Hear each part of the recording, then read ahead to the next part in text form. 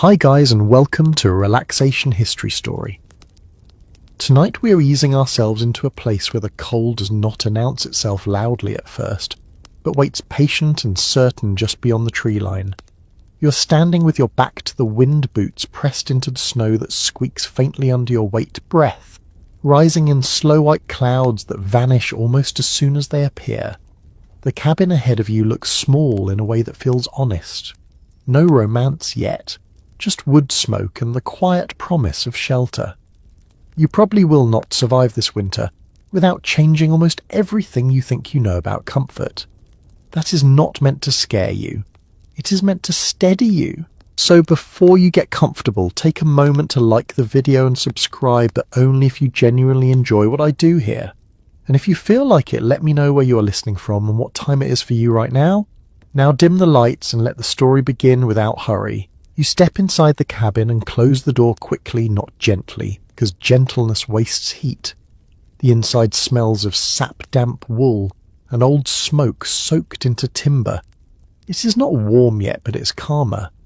The cold outside feels sharp and alert, while the cold in here feels tired, like it has already done a long day of work. You take a moment to stand still. Frontier families learned early that rushing inside only brings snow with you, and snow turns into water, and water becomes danger. One widely accepted historical detail is that cabins in northern frontier regions were often placed facing away from prevailing winter winds, sometimes angled just enough to reduce how much cold air forced its way through door seams. That choice alone could decide how long a family lasted. You set down your pack and listen. There is a low pop from the hearth where embers are waiting. Someone has been here before you, or maybe you were here earlier and forgot how far away that time feels now. The walls are thick logs notched tightly, but you can see thin lines of darkness between them. Those gaps are stuffed with dried moss and clay. It looks crude, but it works. Some settlers even mixed animal hair into the clay to help it hold. A curious little detail passed down in journals mentions that a few of the families swore by adding wood ash to the chinking, believing it discouraged insects and spirits at the same time. Whether it worked is another matter, but belief itself offered comfort. You move closer to the fire and feel a narrow band of warmth touch your shins. Not enough to relax, just enough to remind you why you keep feeding it. At -40 degrees warmth is not something that fills a room. It is something that exists in specific places like islands in a frozen sea. Frontier diaries often describe this as living inside a circle where stepping 1 foot too far away from the hearth feels like stepping outdoors again. Modern historians still argue whether families truly understood the physiological dangers of extreme cold, or whether survival came mostly from learned habit passed down through observation and painful mistakes. Either way, the knowledge settled into muscle memory. You remove your outer layer slowly. Not because you are warm, but because sweat is a traitor here. Even a little moisture trapped in fabric can chill you faster than bare skin once the fire dips. You hang your coat where rising heat might dry it, not close enough to scorch. There is an art to this learned without instruction. The cabin creaks softly as logs contract. That sound will become familiar. You will learn which creaks are normal and which ones deserve attention later in the night. Outside, the wind brushes snow against the walls like fingertips testing a lock. Inside, the air feels dense. You breathe through your nose slow and careful. Some families believe breathing through the mouth at night invited sickness. This idea was not entirely superstition. Cold air can irritate lungs, and people noticed patterns long before they had words for them.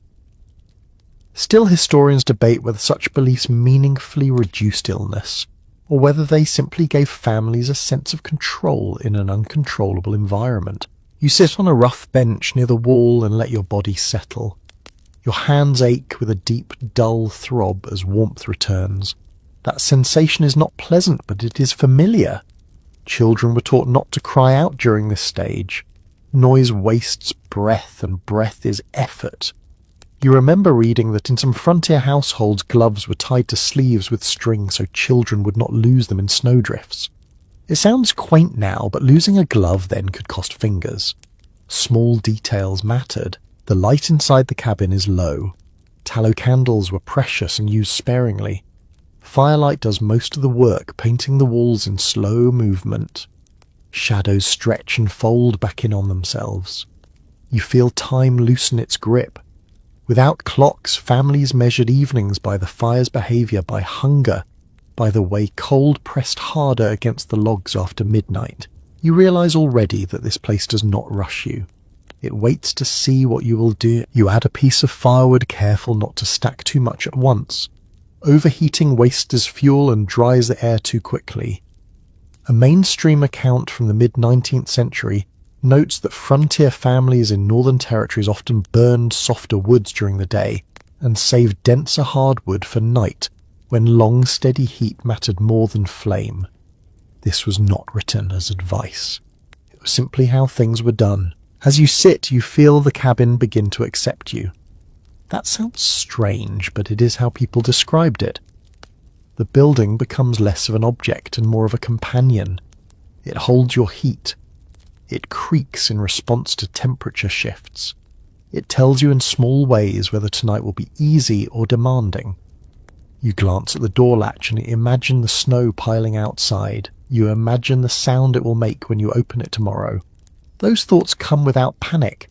They are just part of being here. You lie down on a simple bed frame stuffed with straw and layered with blankets. They smell faintly of smoke and lanolin. You pull them up carefully, making sure no drafts sneak in at your shoulders. The cold presses in, but it does not win. Not tonight. Not yet. Your breathing slows. The fire settles into a steady rhythm. This is not comfort as you know it, but it is safety earned moment by moment. You close your eyes, knowing winter has only just begun, and let the cabin hold you for now. You wake without fully waking the way people do when the cold shifts, rather than strikes. Nothing dramatic pulls you from sleep. No nightmare, no sudden noise. Just a subtle change in pressure, as if the cabin has taken a deeper breath and expects you to notice. Your eyes remain closed for a moment while your body listens first. The fire is lower now, not gone but quieter. The warmth that reached your knees earlier has retreated closer to the hearth, leaving the rest of the room cool and still. You sit up slowly. Fast movement wastes heat and invites dizziness. Frontier families learned early that mornings in extreme cold required patience before action. Your breath fogs faintly in the dimness. That tells you enough. The cabin has done its job overnight, but only just. You swing your feet down and feel the floorboards solid and cold beneath wool socks. The floor is raised slightly off the ground, built that way on purpose. One widely accepted historical practice in colder frontier regions was to elevate cabins to prevent moisture and rot, even though this allowed more cold air beneath. Builders accepted that trade-off because rot meant collapse and collapse meant death. Survival favoured the long view. You move toward the walls, running your hand along the logs. They are thick, uneven, each one shaped by an axe rather than a mill. The spaces between them are packed tight, but not perfect. No cabin ever was. You see where chinking has been pressed deeper in some spots, thinner in others. Families often did this work themselves, patching and repatching as seasons passed. A quirky detail from a settler's letter mentions children being tasked with checking gaps using candle flames, watching for flickers that revealed drafts.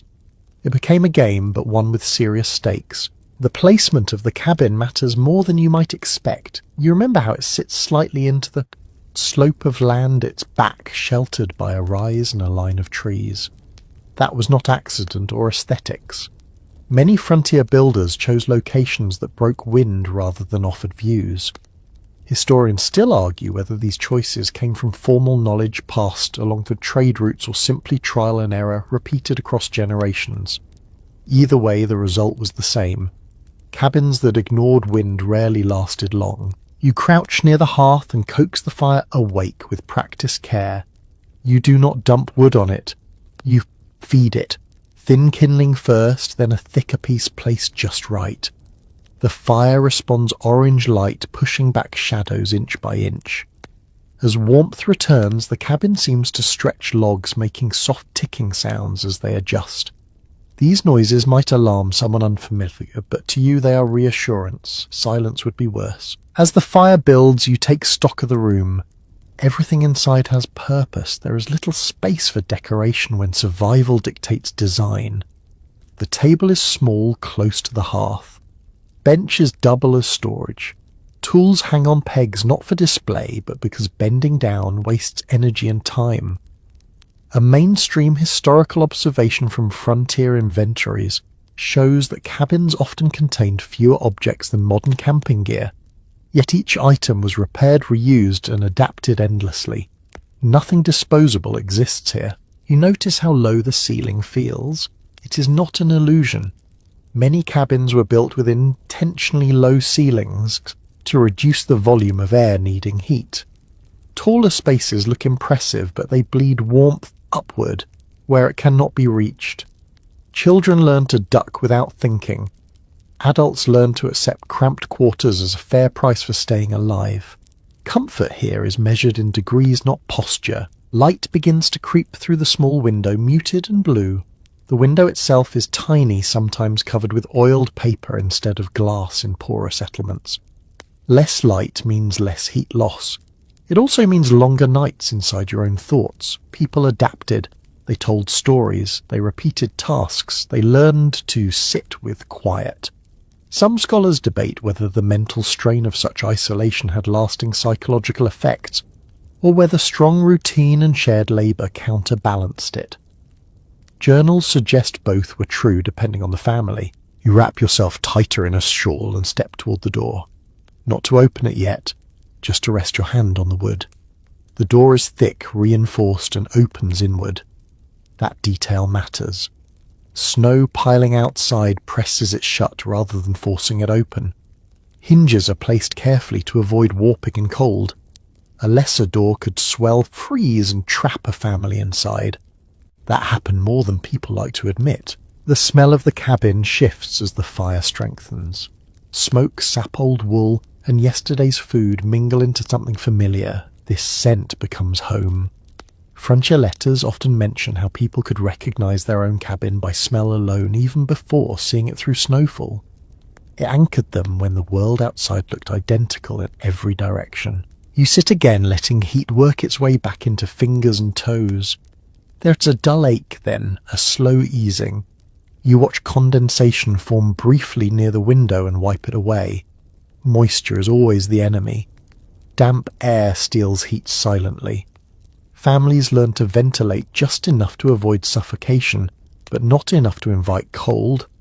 Balancing airflow was an art, not a science. Historians still argue whether carbon monoxide exposure was a hidden factor in frontier mortality, or whether people instinctively managed airflow better than records suggest. As daylight strengthens, you finally open the door a crack. The cold rushes in immediately, sharp and alert, carrying the sound of nothing. Snow stretches unbroken. The world feels paused. You close the door again, quickly sealing warmth behind you. The cabin holds. You realize something quietly profound. This structure is not impressive. It would not survive a storm of modern expectations, but it was never meant to. It was meant to hold a family through nights like this, one careful decision at a time. And so far it has succeeded. You step back from the door and let the latch settle into place with a dull wooden sound. The cabin exhales again, returning to its slow, careful stillness. Outside, the cold exists as a fact rather than a threat now that you've seen it. -40 degrees is not dramatic in the way stories suggest. It does not howl or rush. It simply waits, patient and absolute, shaping everything it touches. You learn quickly that this kind of cold behaves differently. Your breath does not billow in soft clouds for long. It snaps into the air and vanishes. Moisture leaves your skin almost immediately, pulling heat with it. Even standing still feels like movement because your body works constantly to stay balanced. One commonly accepted observation from frontier medical notes is that extreme cold dulls hunger. signals making people forget to eat until weakness reminds them. Families learn to eat by habit rather than appetite, especially in winter. You lift a kettle from near the hearth and place it closer to the coals. Water must never freeze solid inside a metal. Frozen metal can split without warning, and replacements are rare. As the kettle warms, faint cracks echo from outside. Trees adjust to temperature shifts, trunks splitting under pressure. The sound carries far in the stillness, sharp and unsettling if you're not used to it. Children were often taught early that such sounds meant nothing immediate. Panic wastes warmth. You cup your hands around the kettle as steam begins to rise. Even that small warmth feels luxurious. You breathe it in carefully. Hot air soothes the inside of your nose, easing the tightness that cold brings. Some frontier families believed inhaling steam prevented winter illness. Whether it truly helped is uncertain. Historians still argue whether reduced sickness rates in certain settlements came from such practices or from sheer isolation limiting disease spread. You think about skin now.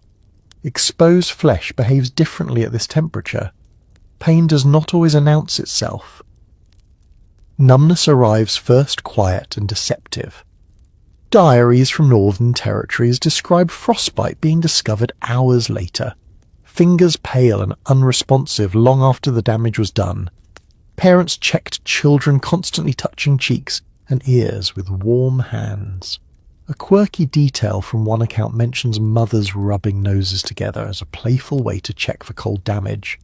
It looked affectionate, but it served a purpose. You wrap a scarf loosely around your face before moving toward the door again. Covering too tightly traps moisture which freezes. Covering too loosely invites sharp air. Everything here is compromise. You open the door briefly and toss out yesterday's ashes, careful to avoid drifting snow. The cold bites instantly, your eyelashes stiffen. The inside of your nose feels raw. You step back inside without lingering. Even small outdoor tasks are measured in breaths rather than minutes. As you warm again, you notice how the cabin seems smaller in winter. Not physically, but emotionally. Every object feels closer because everything matters more. You sit near the hearth and stretch your feet toward the heat, turning them slowly, so one side does not scorch while the other freezes. This slow rotation becomes instinct. People learn to read their own bodies carefully. Tingling meant blood returning. Sharp pain meant trouble. Silence meant numbness, which was worse. The cold also changes sound. Your movements seem louder. Fabric brushing fabric becomes noticeable. Even swallowing feels audible. Outside sound carries strangely far. A branch breaking half a mile away sounds close enough to touch. Some frontier families believed this meant spirits travelled more freely in winter. While that belief fades under scrutiny, it speaks to how disorienting the environment could feel. Scholars still debate how much folklore emerged directly from sensory distortion caused by extreme cold. You eat a small meal now. Dried meat, hard bread, something fatty if available. High-fat diets were not indulgence here. They were survival.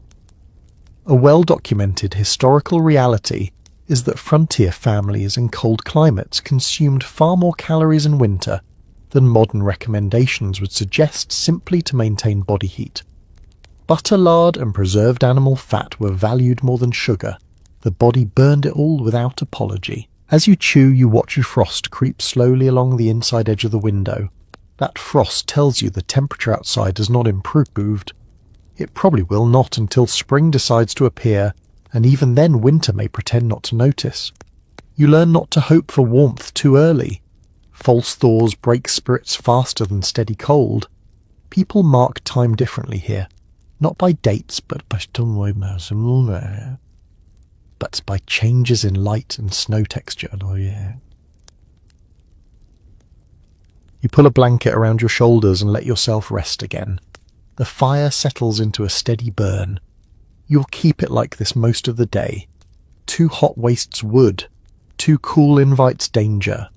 Managing heat becomes a quiet, constant task. Children learn to read the fire the way others learn to read books. They knew which flame meant safety and which meant hurry. There is a strange calm that comes with understanding this environment. Once you stop expecting comfort, you begin to notice beauty instead. The way light refracts through frost. The way silence feels full rather than empty. The way the cabin holds you not warmly but faithfully. Frontier letters often speak of this shift, the moment when fear softened into respect. The cold stopped being an enemy and became a condition. You adjust your position and feel the straw mattress rustle beneath you. Straw traps air, creating insulation beneath your body. That choice was deliberate. Feather beds were warmer but absorbed moisture. Straw could be replaced and dried more easily. Historians still argue whether such bedding choices significantly affected survival rates, but families clearly believed they mattered and belief-guided behaviour. You close your eyes, again not to sleep deeply, but to rest. The cabin continues its quiet conversation with the cold outside. Logs creak, the fire murmurs, your breath slows. You're learning moment by moment what -40 truly means. Not as a number, but as a way of living carefully within limits. You wake again to the quiet knowledge that today is about wood. Not gathering it yet, not even touching it, but accounting for it. Firewood exists in your thoughts before it exists in your hands. You sit up slowly and look toward the stacked logs along the wall, their cut ends pale and dry, their bark rough and flaking. Each piece represents time. Each one is an hour of warmth, a stretch of sleep, a morning that does not begin in panic. Frontier families measured winter not in weeks but in cords. Period household records make it clear that wood was counted, moved and protected with more care than money. In the coldest regions, a family might burn through several cords before spring dared to arrive. You understand now why cabins were often built within hauling distance of timber. Dragging wood too far in -40 conditions could cost fainers, or worse at your worst. You stand and test the weight of a single log. It is heavier than it looks. Cold densifies everything. You carry it to the hearth and place it carefully, not adding it yet, just making sure it is ready. Keeping fuel close mattered. One winter account mentions a family losing precious minutes searching for wood during a night fire, dip hands shaking too badly to grip frozen logs outside. After that, they stacked fuel inside whenever possible, accepting the mess for the sake of safety. You glance toward the door and think about the wood pile beyond it. Snow has already begun to swallow the lower layers.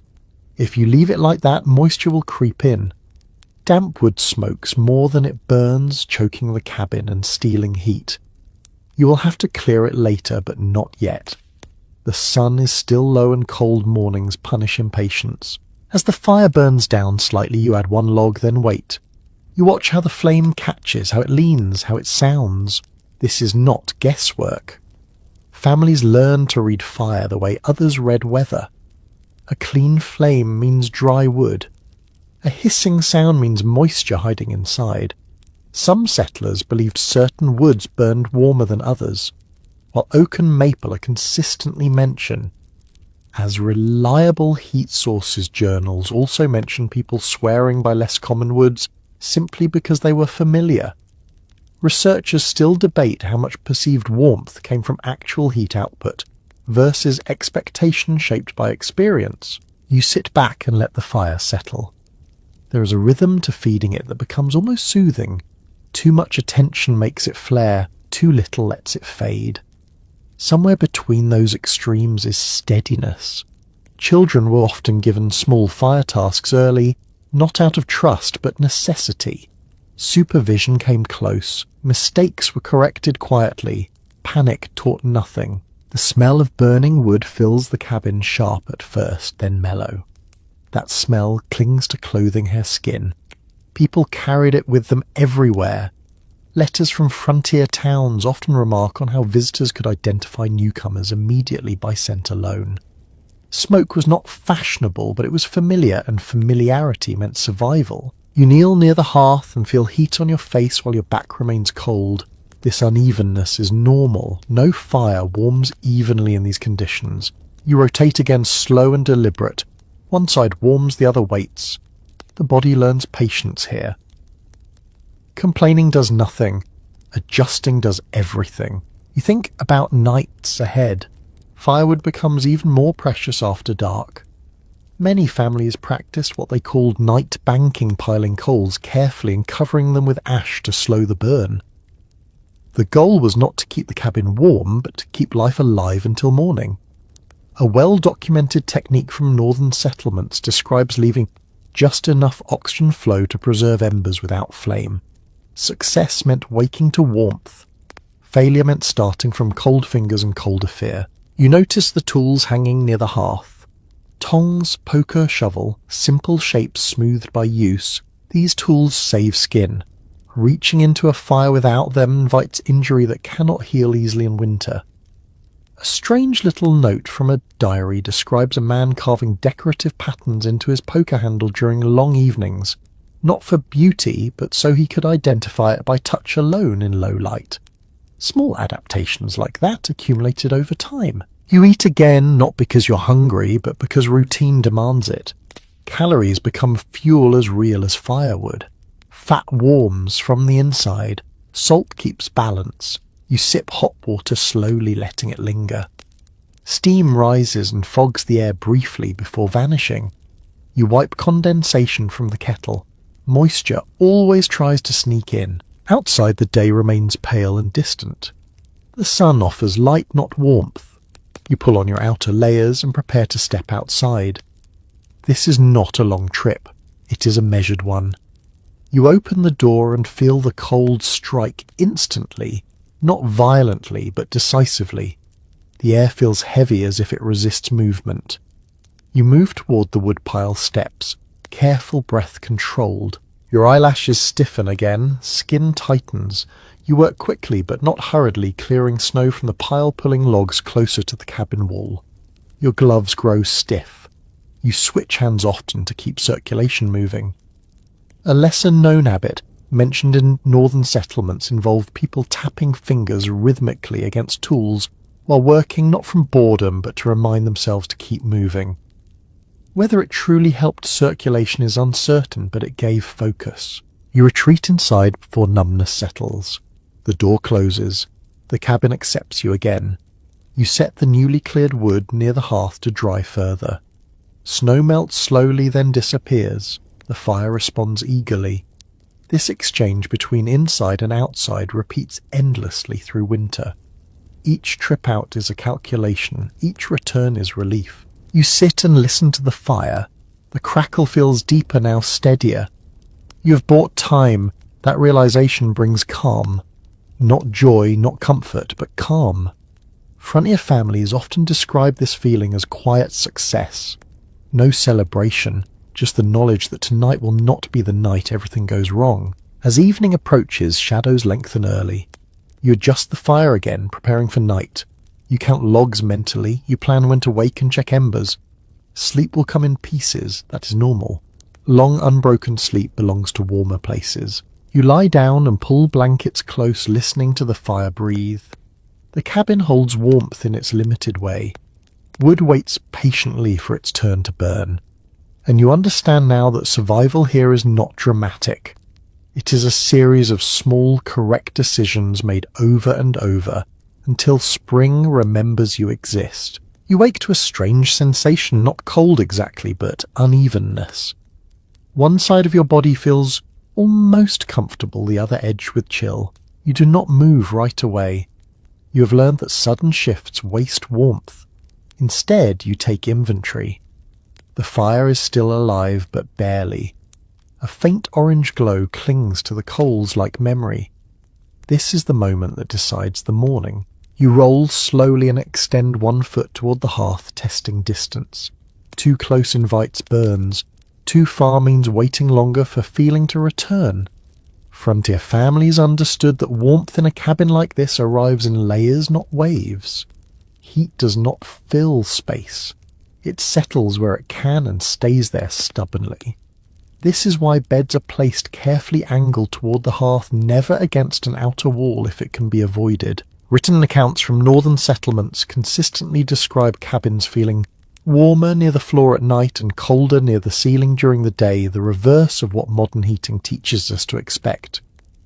Without steady convection, warmth behaves unpredictably. You notice it now as you sit up, head cooler than your legs. You pull your cap down instinctively. Heat escapes upward first. You add a small piece of wood and wait. The flame takes slowly licking along the grain before committing. You do not rush it. You have learned that overfeeding a weak fire smothers it. Instead, you let the heat rebuild in stages. The cabin responds with faint creaks, not complaints, just acknowledgement. You think about the idea of comfort, how different it feels here. Warmth is not a background condition. It is something you visit. Frontier journals often mention people timing tasks to coincide with the warmest moments of the day, even if those moments were brief. Sewing, mending and writing happened near the hearth, sometimes rotated among family members so each could take a turn in the best spot.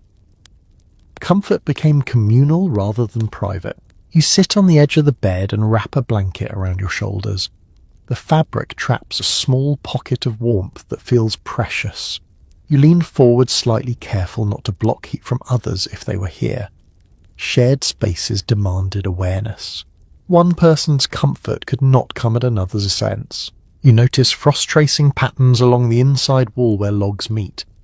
These patterns shift subtly as the fire strengthens, retreating, then creeping back. It is a visual reminder that the cold never leaves. It only waits. A curious observation recorded in a family ledger notes children naming these frost shapes, giving them stories to soften fear. Some adults pretended not to notice, but they listened anyway. You eat again, slower this time. The food tastes dull, but it satisfies. Eating warm food matters more than taste now. The body responds quickly, blood moving, fingers tingling. You feel steadier. Period nutrition notes from frontier doctors emphasize that hot meals did more for morale than any medicine they could offer. The body and mind were not separate concerns here. As the cabin warms slightly, you remove a layer, careful to keep sweat from forming. This balance becomes second nature. Too many layers trap moisture. Too few invite cold. Families adjusted clothing, constantly adding and removing without thinking.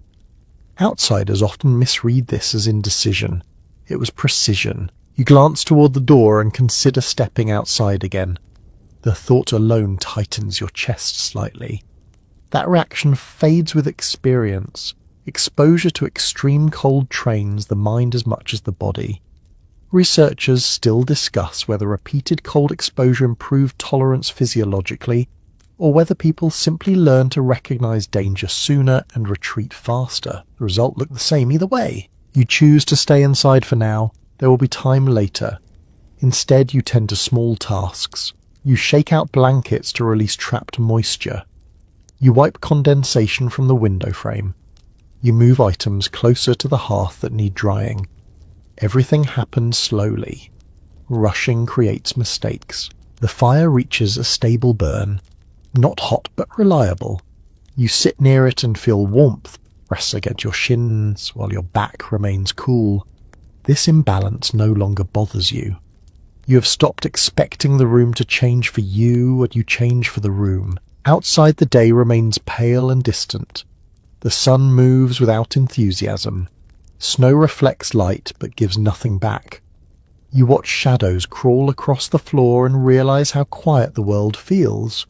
No wind, no birds, just stillness. In such quiet, even thoughts sound louder. People filled that silence with routine. Repetition became comfort. You lie back down briefly, not to sleep deeply, but to rest your eyes. The fire holds steady.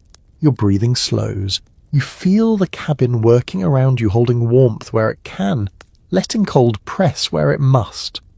This place does not promise ease. It promises fairness. You give attention. It gives shelter.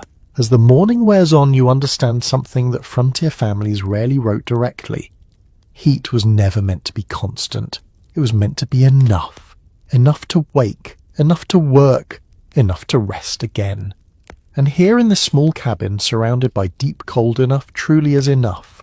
You do not lie down the way you used to. That becomes clear the moment you try. Sleep here is not something you fall into. It is something you arrange. You pause beside the bed and consider the room, the hearth, the walls and the direction the cold prefers to travel. Then you decide where your body belongs within that quiet argument. The bed sits slightly angled towards the fire, not centered, not straight. That is deliberate. Frontier families learned through long nights that alignment mattered. Feet closest to heat regained feeling faster. Faces turned slightly away, avoided dry air and sparks.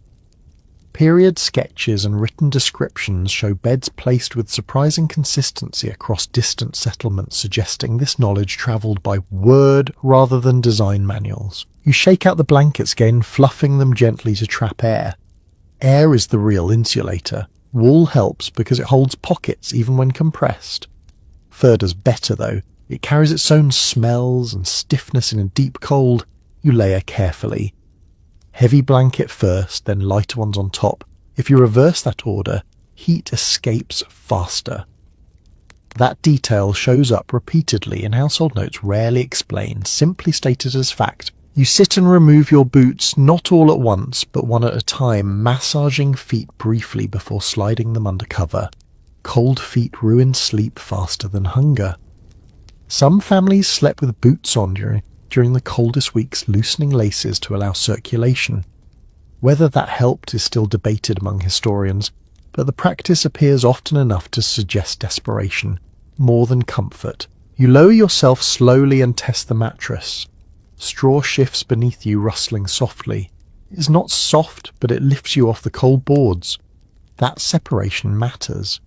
Accounts from early winters often mention people sleeping directly on floors before learning better, waking stiff and weaker each morning.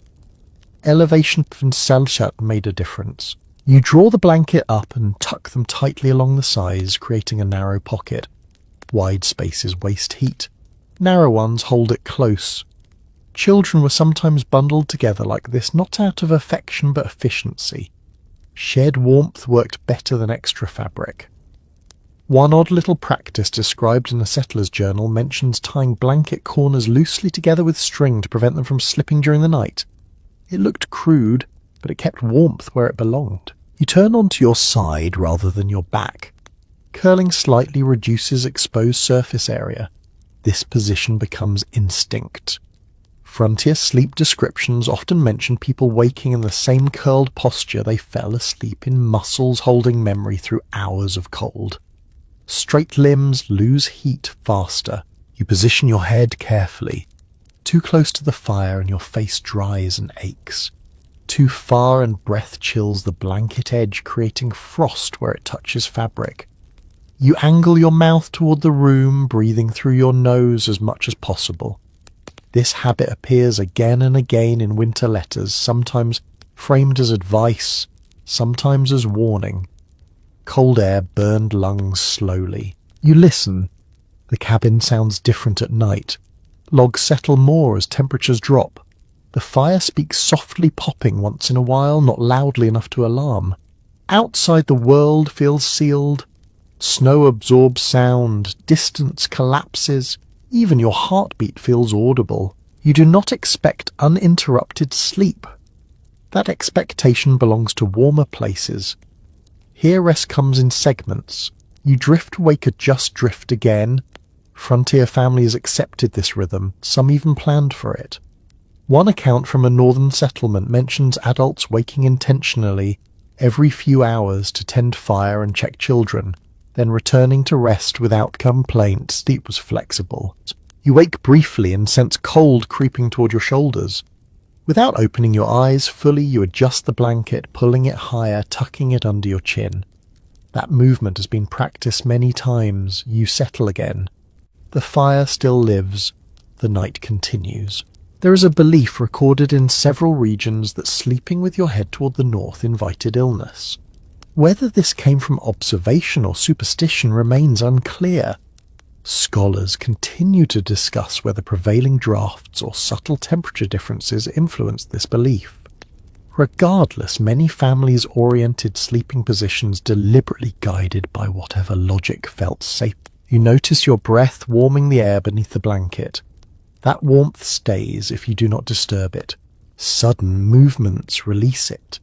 You learn to move slowly even in half sleep. The body adapts. Muscles soften without collapsing. Stillness becomes skill. You wake again, this time to a sharper chill. The fire has dipped lower. You sit up carefully, keeping blankets around your shoulders and add a single piece of wood. The flame responds hesitant but willing. You wait until it settles before lying back down. Leaving it unattended would risk losing it entirely. Many winter tragedies began with a fire that faded unnoticed. You return to your place and resume your position. Side curled, knees drawn slightly, hands tucked between thighs or under chest where warmth lingers. Hands freeze easily. Gloves sometimes stay on. One Frontier account mentions people sleeping with mittens tied together by cord so they would not be lost in the dark. It sounds excessive until you imagine fumbling for them with numb fingers. You drift again deeper this time. The cabin feels smaller now, not threatening but intimate. Every sound has meaning. Every shift matters. Sleep here is not escape, it is maintenance. You rest so you can continue. As the night stretches, you become aware of how the cold presses more insistently just before dawn. This pattern appears in countless winter notates, described without explanation. Temperatures often drop hardest in the early morning hours. Families learn to expect it. They prepared extra wood for that time. They slept lighter. You wake one last time before morning light and feel the fire still holding. Relief settles quietly. You adjust once more and allow yourself to sink into a longer rest. Your body has learned the shape of safety in this room. When morning finally approaches, it does not announce itself loudly. Light creeps in slowly. The cold remains, but you have slept, and here that counts as success. You wake with the familiar sense that the cabin has shifted around you while you slept. Not dramatically, just enough to remind you that nothing here stays still, not even wood and stone. Your first awareness is weight. The weight of layers resting on your chest, your legs, your shoulders. You do not push them away. You respect them. These layers are not clothing anymore. They are part of how you exist in this space. You sit up slowly and reach for the garments laid out near the hearth. They are arranged in the order you will put them on. That habit forms quickly. Confusion wastes warmth. You start with the inner layer, wool against skin. It scratches faintly, but it insulates even when damp, which makes it invaluable.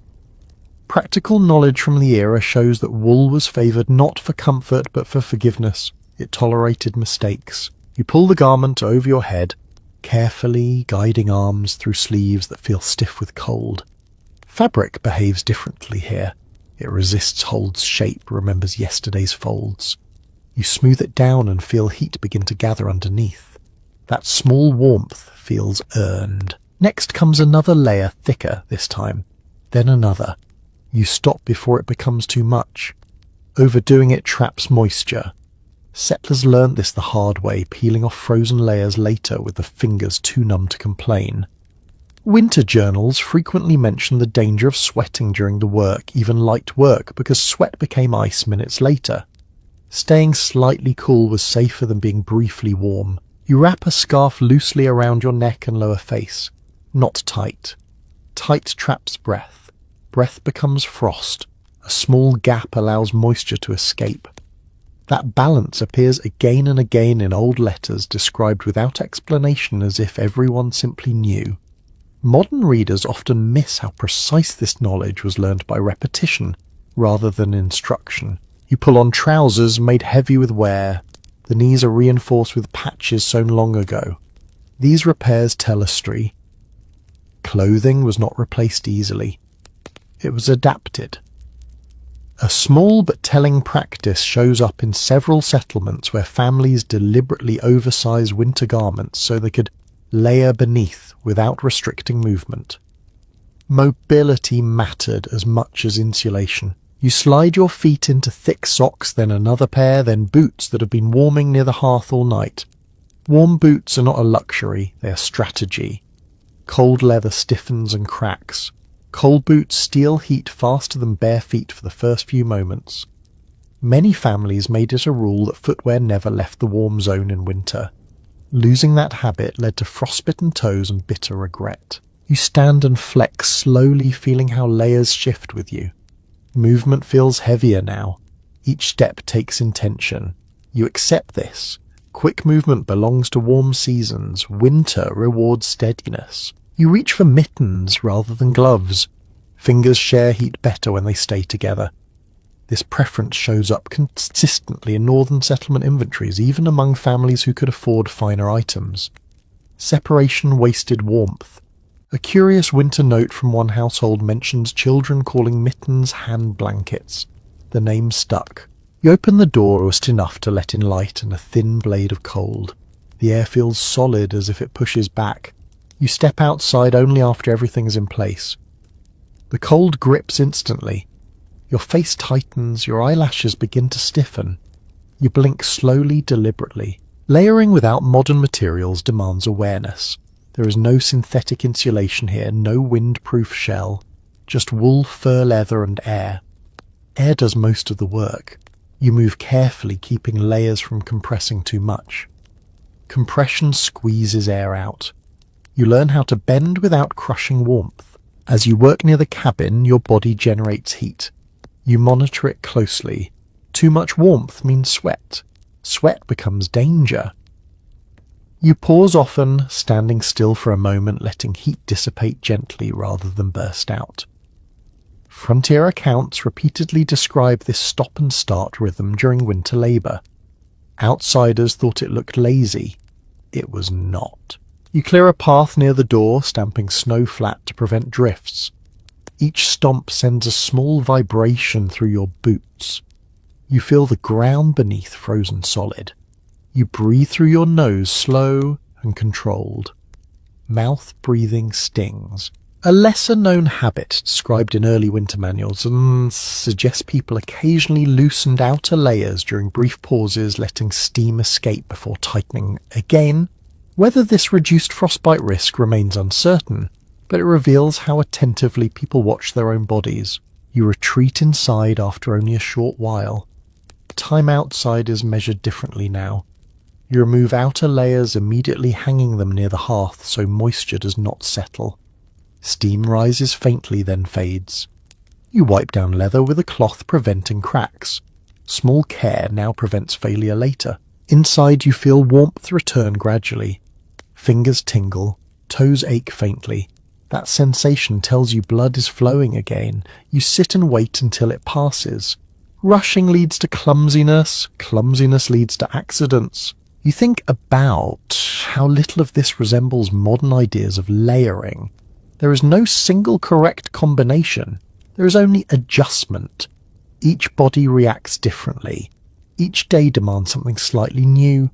Interpretations continue to differ among historians about how standardized winter clothing actually was across regions, but personal accounts suggest adaptation mattered more than uniformity. You eat again, adding fuel to your own internal fire.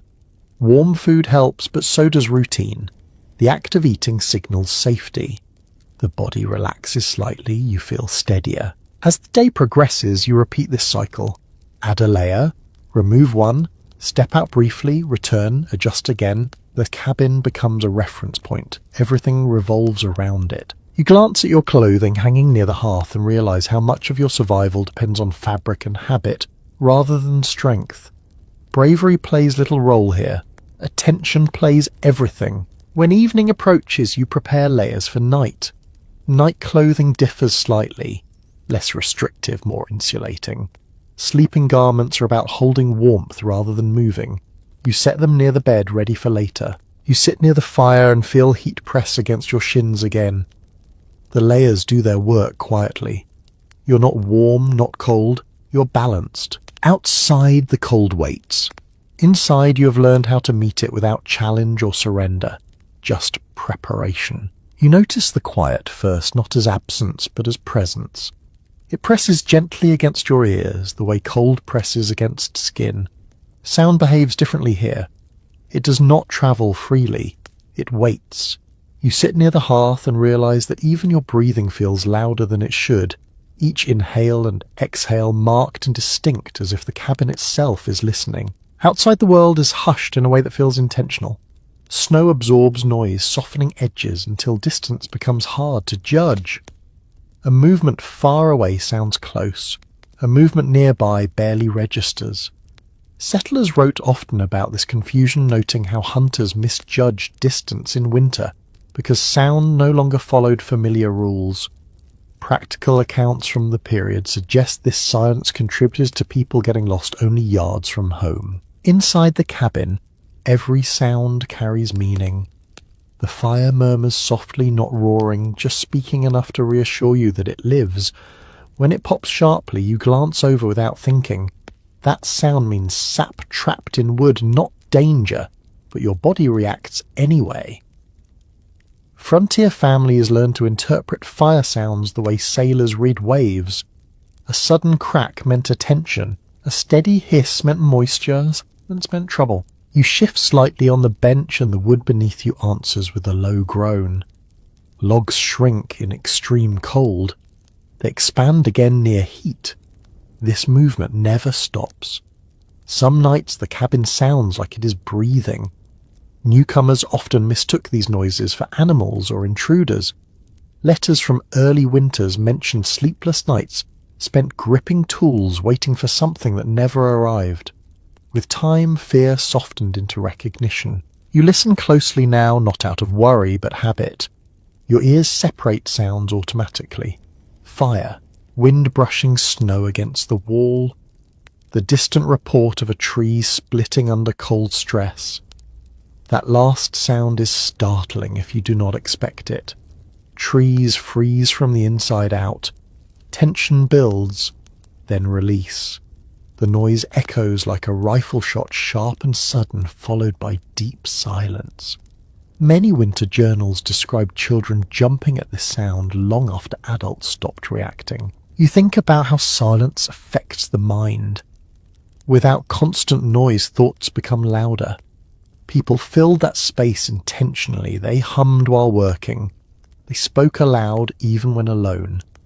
One unusual custom mentioned in northern accounts involves families leaving a kettle to simmer lightly at night, not for heat but for sound. The faint bubbling reassured them that the cabin was still alive. You stand and walk slowly across the room. Each step is deliberate. Floorboards creak, not complaining, just marking your passage. You learn which boards speak louder than others. You avoid them at night when others sleep. Sound travels easily through shared spaces. Courtesy becomes quiet. The wind picks up briefly outside, sending a soft rush against the walls. Snow whispers along the logs, a sound like fabric being brushed gently. You close your eyes and listen. This sound is different from a storm. It is not aggressive. It is exploratory. The wind is testing gaps, finding edges. Builders knew this would happen. That's why chinking is packed tightly and checked often. Winter silence makes small drafts audible. You can hear cold when it moves. Historical descriptions of frontier cabins frequently mention how people located leaks by sound alone, listening for faint whistles or sighs during wind. They patched by ear as much as by sight. Light helped during day. Sound ruled at night. This reliance on hearing sharpened attention over time. People noticed things modern ears might miss. You sit again and let the quiet settle. Your breathing slows to match it. There is a strange comfort in this silence once you stop fighting it. The absence of noise feels like protection, as if the world has wrapped itself in layers the same way you have. Winter enforces stillness. Movement announces itself. Stillness hides. You think about night-time now, how silence deepens further when darkness fully claims the land. No insects, no birds, even wind pauses, sometimes leaving a vacuum of sound that feels almost physical. Some settlers described this as oppressive. Others found it calming.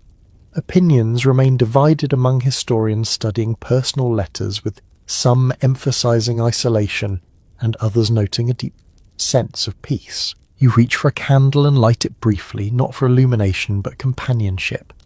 The flame flickers softly, adding a visual rhythm to the quiet. You watch it for a moment, then extinguish it. Candles are saved, and firelight is enough. The quiet returns unbroken. Your ears tune themselves to the fire again. You notice its cadence. Not steady, not random. A living pattern.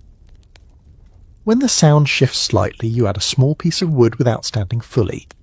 That movement is practiced. You do not break the quiet more than necessary. A small but revealing detail appears in several winter diaries where people mention speaking to the fire softly while tending it.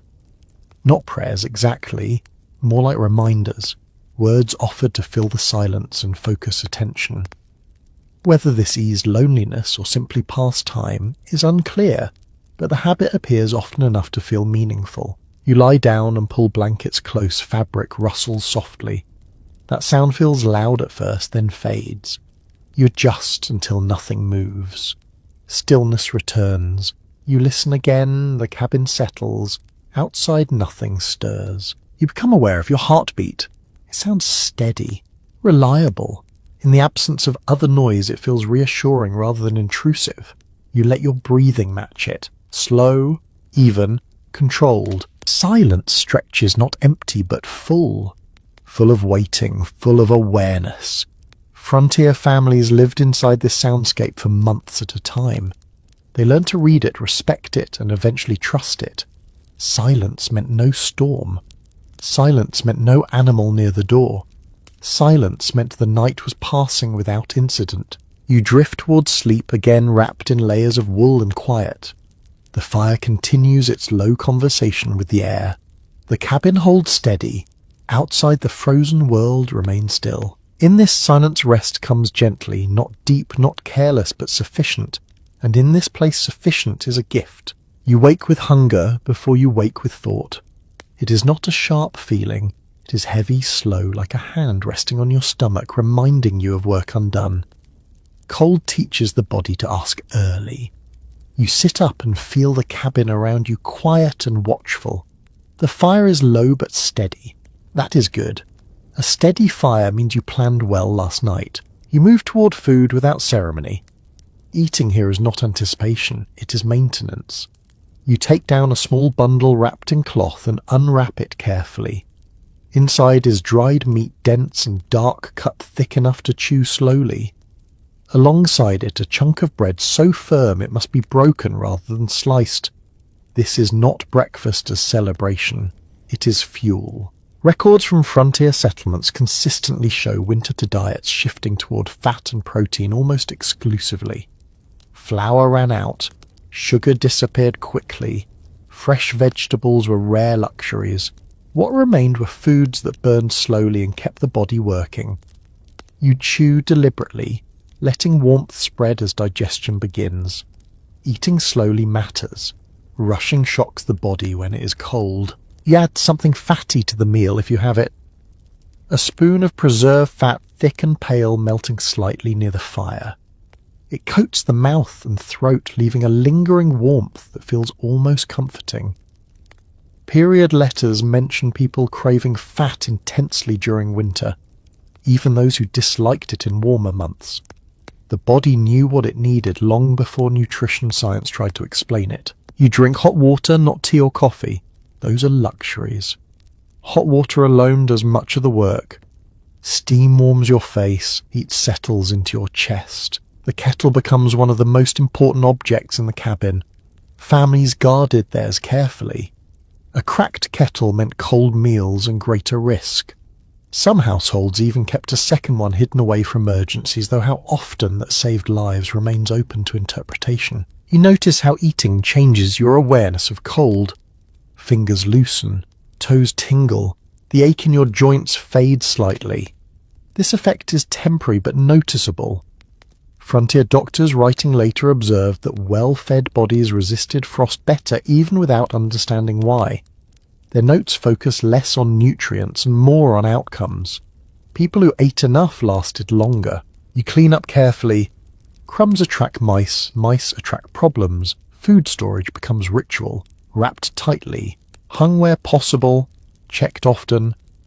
One unexpected detail from winter journals mentions families listening at night for the faint scratching of rodents inside walls, treating it as seriously as listening for wind.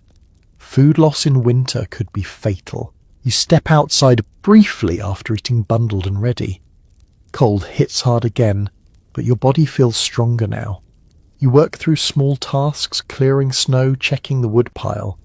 Movement generates heat, but you monitor it closely. Sweat is still danger. You pause often, breathing slow, allowing warmth to spread without spilling over. You return inside and feel the difference immediately. The cabin feels warmer than before, even though the temperature has not changed much. This is the body adjusting, not the room. You sit near the hearth and let the fire dry your outer layers. Steam rises faintly and disappears. You turn garments slowly so nothing overheats. You think about how food shapes the day. Meals are spaced carefully, not 3 large ones, but several small ones timed with activity and rest. Frontier household routines often mention eating before sleep, not after waking. Going to bed hungry invited cold to settle deeper. That practice surprised later observers, but it made sense here. You prepare something warm again as afternoon approaches, maybe a simple broth made from bones saved earlier. It simmers quietly, filling the cabin with a faint savoury smell. That smell lifts mood more than it lifts temperature. Settlers frequently wrote about how cooking smells eased tension during long winters. Even when food was simple, aroma mattered. You sip slowly and feel the warmth linger. The broth feels thin, but it carries minerals and fat. It keeps you steady. The body works harder in cold. You feed it accordingly. As evening nears, you think ahead to night. You set aside food that requires no preparation. Eating in the dark is easier when everything is ready. Lighting candles wastes resources. Planning saves them. This forward thinking shows up repeatedly in winter records. Survival favoured anticipation. You eat one last small portion before settling down. Not enough to feel heavy, just enough to stoke your internal fire. You notice how your breathing feels smoother afterward. Cold air hurts less when the body is fueled. You sit quietly and let digestion do its war. The fire murmurs. The cabin creaks. Outside, the world remains frozen and indifferent. Inside, warmth exists in layers and moments. Researchers continue to discuss how much of frontier survival came from physical resilience versus behavioral adaptation. Food sits at the center of that discussion. What people ate mattered when they ate mattered more. You lie down and pull blankets close. Your stomach feels warm. That warmth spreads slowly outward. You curl slightly and rest. Sleep comes easier when hunger is quiet. As you drift, you understand something simple and important. Food here is not about enjoyment. It is about keeping the body convinced that life is worth sustaining. And tonight that conviction holds. You notice the children before you hear them. That awareness settles in quietly the way responsibility does. The cabin feels smaller when there are young bodies inside it, not because of space, but because attention spreads thinner. You move differently now. You listen for breathing that sounds too shallow for stillness that lasts too long. They sleep closer to the hearth than you do. Not directly beside it, but within the narrow zone where warmth lingers longest. This arrangement appears again and again in winter household sketches drawn without explanation, as if placement needed no defense. Smaller bodies lose heat faster. Everyone knew that even if they could not explain why. You kneel beside them and check faces gently with the back of your fingers. Cheeks feel cool but not cold. Foreheads are dry. You linger a moment longer than necessary, then move on. Touch becomes a form of reassurance for you as much as for them. Children wake differently in winter. They surface slowly, reluctant to leave warmth. You do not rush them. Rushing invites tears, and tears freeze quickly in this air. You coax them awake with quiet words and small movements. A blanket lifted just enough to let cool air remind them the day has started. No sudden shocks. Clothing is prepared in advance. Smaller garments layered carefully, each piece chosen for warmth rather than appearance. Buttons are large enough to manage with stiff fingers. Ties replace buckles where possible. These details show up in surviving winter garments, altered and re-altered until they fit both body and season. Fashion had little authority here. You help them dress near the fire, turning them gently so each side warms in turn. Children complain less when they understand the rhythm. Warm one arm, then the other. Feet last. Always feet last. Cold toes make the day harder than it needs to be. There is a habit mentioned quietly in several family letters of rubbing children's feet with hands warmed near the hearth before boots go on. It looks tender, but it serves a purpose. Blood moves. Sensation returns. Boots feel less shocking. Whether this reduced frostbite risk remains uncertain, but parents trusted it enough to repeat it. Breakfast happens in stages. Small portions first. Then more. Children often struggle to eat early in the cold stomach, slow to wake. You let them sip hot water, then broth. Warmth comes before fullness. This order matters. Observations from winter settlements note fewer illnesses among children who are fed this way, though no one at the time tried to measure it formally. You keep them close indoors as much as possible. Outdoor chores are brief and supervised. When they do step outside, you watch constantly. Skin colour, breathing, movement. Children forget limits easily. They chase snowflakes. They stop to stare at nothing. You guide them back before cold settles in. Inside, you give them tasks that feel important but stay safe. Sorting kindling by size, folding cloth, holding tools while you work. Involving them keeps them moving without danger. Stillness invites chill. Purpose invites warmth. The cabin fills with small sounds now, soft questions, rustling fabric. The quiet does not vanish, but it changes texture. Some winter accounts describe parents missing this noise when children grew older, the sound serving as proof that life continued despite the cold pressing in from all sides. You notice how children adapt faster than adults in some ways. They accept rules without nostalgia. This is how winter works. This is where you sleep. This is how you eat. They complain less about what they never expected. Scholars still puzzle over whether this flexibility made younger settlers more resilient long-term, or whether the toll showed later in life. The records do not agree. As the day moves on, you watch them for signs of fatigue. Cold exhausts quietly. When they slow, you slow with them. Rest happens early and often. You sit together near the hearth, sharing warmth and silence. Stories emerge naturally, not dramatic ones, familiar ones. Repetition soothes. You notice one child pressing fingers against the glass of the small window, fascinated by frost patterns. They trace shapes with slow concentration. You let them. Curiosity warms more than motion sometimes. When evening approaches, you prepare their sleeping place first. Extra layers, extra checking. You place them where the fire's reach will last longest through the night. You plan your own rest around theirs. Adults sleep lighter when children are present. That vigilance becomes automatic. Before sleep, you check faces again. Breath steady. Bodies warm enough. You adjust blankets one last time. The cabin feels fuller now, heavier with responsibility, but also steadier. As you settle yourself nearby, you realize something quietly important. Survival here is not individual, it is collective. Children change how you measure success, not by how comfortable you are, but by how safely they pass through the night. The fire glows low and patient, the cold waits outside as always. Inside, small bodies sleep held by layers of wool wood and careful attention. And for now, that is enough. You learn to respect moisture long before you learn to fear cold. Cold announces itself clearly. Moisture highs, it slips into fabric, settles into wood, lingers in breath and sweat and melted snow. Then it waits.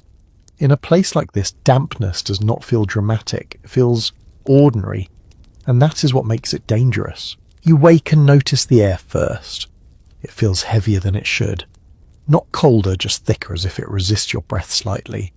You sit up and scan the cabin, eyes moving to familiar trouble spots, the window frame, the door seam, the corner near the hearth where steam sometimes drifts before disappearing. You stand and move closer, touching surfaces with bare fingers. Wood feels dry in most places. Good. But near the door there is a faint slickness. Snow has melted from boots during the night and soaked into the floorboards. That moisture will freeze again if left alone, lifting splinters, cracking seams. You fetch a cloth and wipe it up slowly, pressing rather than rubbing. Rubbing spreads water. Pressing removes it.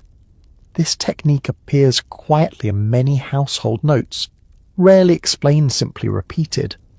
People learned what worked and stopped questioning it. You hang boots closer to the hearth, not too close. Leather dries slowly or it stiffens and splits. You rotate them every so often, checking with your hands rather than your eyes. Touch tells you more. Cold leather feels different from dry leather. That distinction becomes instinct. You think about sweat now. Even sitting still, the body releases moisture. Breathing alone adds it to the air. In warmer places, this goes unnoticed. Here it collects. Families learn to manage it by cracking the door briefly, even in deep cold, letting damp air escape in exchange for sharp freshness. This practice seems counterintuitive, yet winter journals frequently describe it as necessary.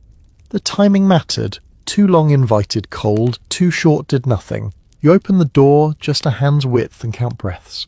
1, 2, 3. You close it again. The cold rushes in and out quickly, like a guest who knows they are not welcome. The air inside feels lighter almost immediately. You return to the hearth and adjust the fire, slightly encouraging warmth without smoke. Clothing demands constant attention. You peel off inner layers carefully and inspect them. If fabric feels even slightly damp, it must be dried. Not later. Now. Damp wool steals heat faster than bare skin once the fire weakens. You hang garments where rising warmth can reach them, spacing them so air flows between. Piling traps moisture. Separation releases it. An overlooked habit mentioned in several winter accounts involves turning clothing inside out while drying. This exposed seams and thickened areas that held moisture longest. People notice garments dried faster this way, even without understanding why. It became routine. You sit and watch steam rise faintly from fabric, then fade.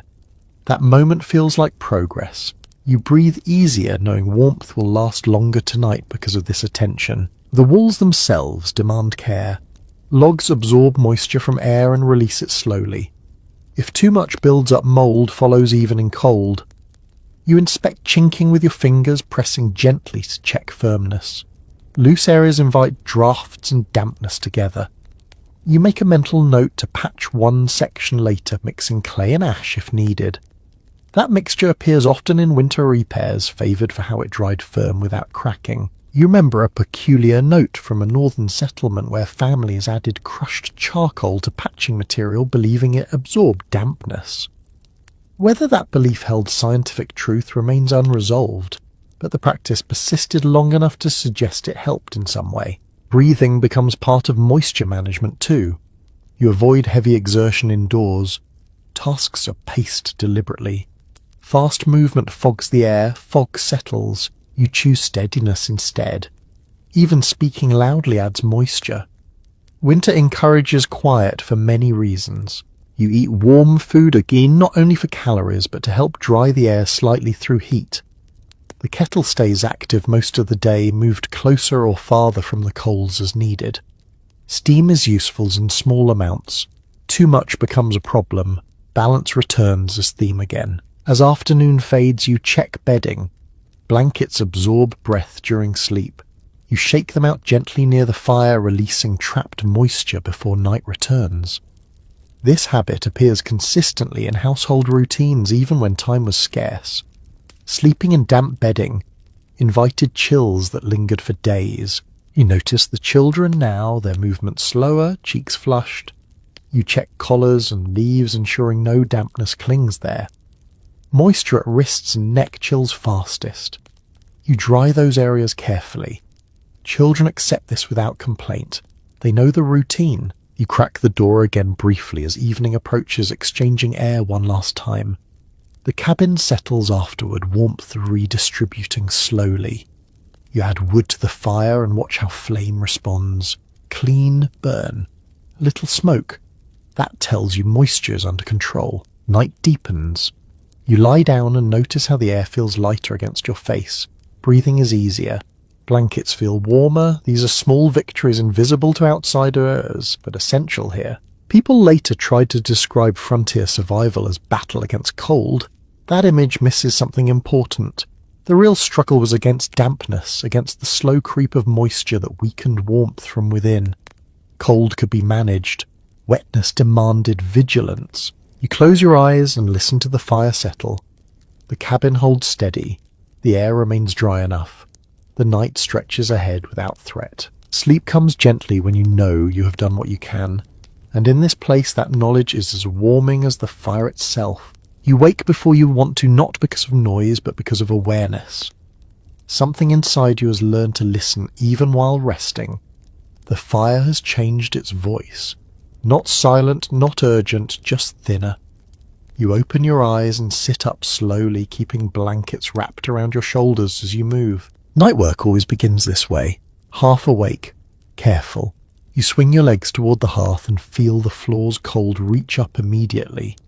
That contact sharpens your focus. You crouch near the fire and peer into the coals. There is still life there, a faint red glow tucked beneath ash. Enough if you treat it correctly. You add kindling first, thin, dry pieces that catch without complaint. You wait. Rushing smothers embers. Waiting encourages them. This patience is learned. Early settlers often wrote about losing fires at night from feeding them too aggressively while tired. Those lessons stayed. As flame returns, you warm your hands, palms open, fingers spread. You do not hold them too close. Burns here heal slowly. You rotate your wrists, encouraging blood to move. The ache that follows feels almost welcome. It means feeling has returned. You glance around the cabin without fully standing. Everyone is still asleep. You keep it that way. Night vigilance is meant to preserve rest, not disrupt it. You move quietly, placing a larger log once the fire steadies, listening for the low sound that tells you it is seated properly. Firewatching is not heroic, it is repetitive and calm. People sometimes imagine frontier nights filled with drama, but most were filled with waiting. Waiting for embers to strengthen, waiting for wood to catch, waiting for dawn. Winter journals often mention how these hours felt longer than the day itself. You sit back and let warmth rebuild. Your breath slows. The cabin responds. Logs creaks softly as the temperature shifts. This sound no longer startles you. It feels like confirmation that the structure is still doing its work. You think about how many times this routine repeats across the season. Hundreds of nights, thousands of small decisions. No single moment defines survival. It accumulates quietly.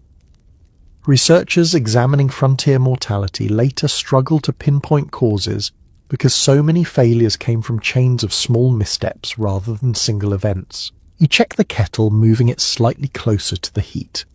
Warm water will be ready when morning arrives. That preparation matters.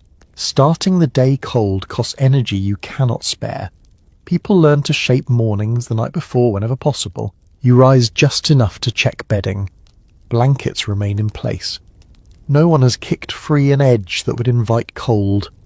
You adjust one corner gently, barely disturbing the sleeper beneath.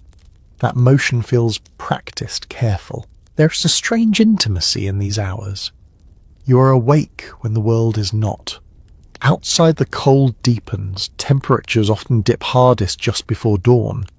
This pattern appears in weather notes scribbled in margins of journals observed long before it was explained.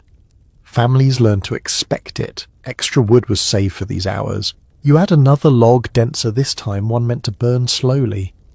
The flame changes character, settling into a deeper glow. This is what you want, not brightness, endurance. You sit again and wait. Waiting becomes skill. You learn to tell when the fire is stable enough to leave. You do not rely on sight alone. You listen. A steady, low sound tells you the heat is spreading evenly. Sharp pops mean adjustment is needed. While you wait, your thoughts wander gently. You think about the rhythm of nights like this, repeating across settlements scattered through vast cold regions. Different cabins, different families, same quiet vigilance.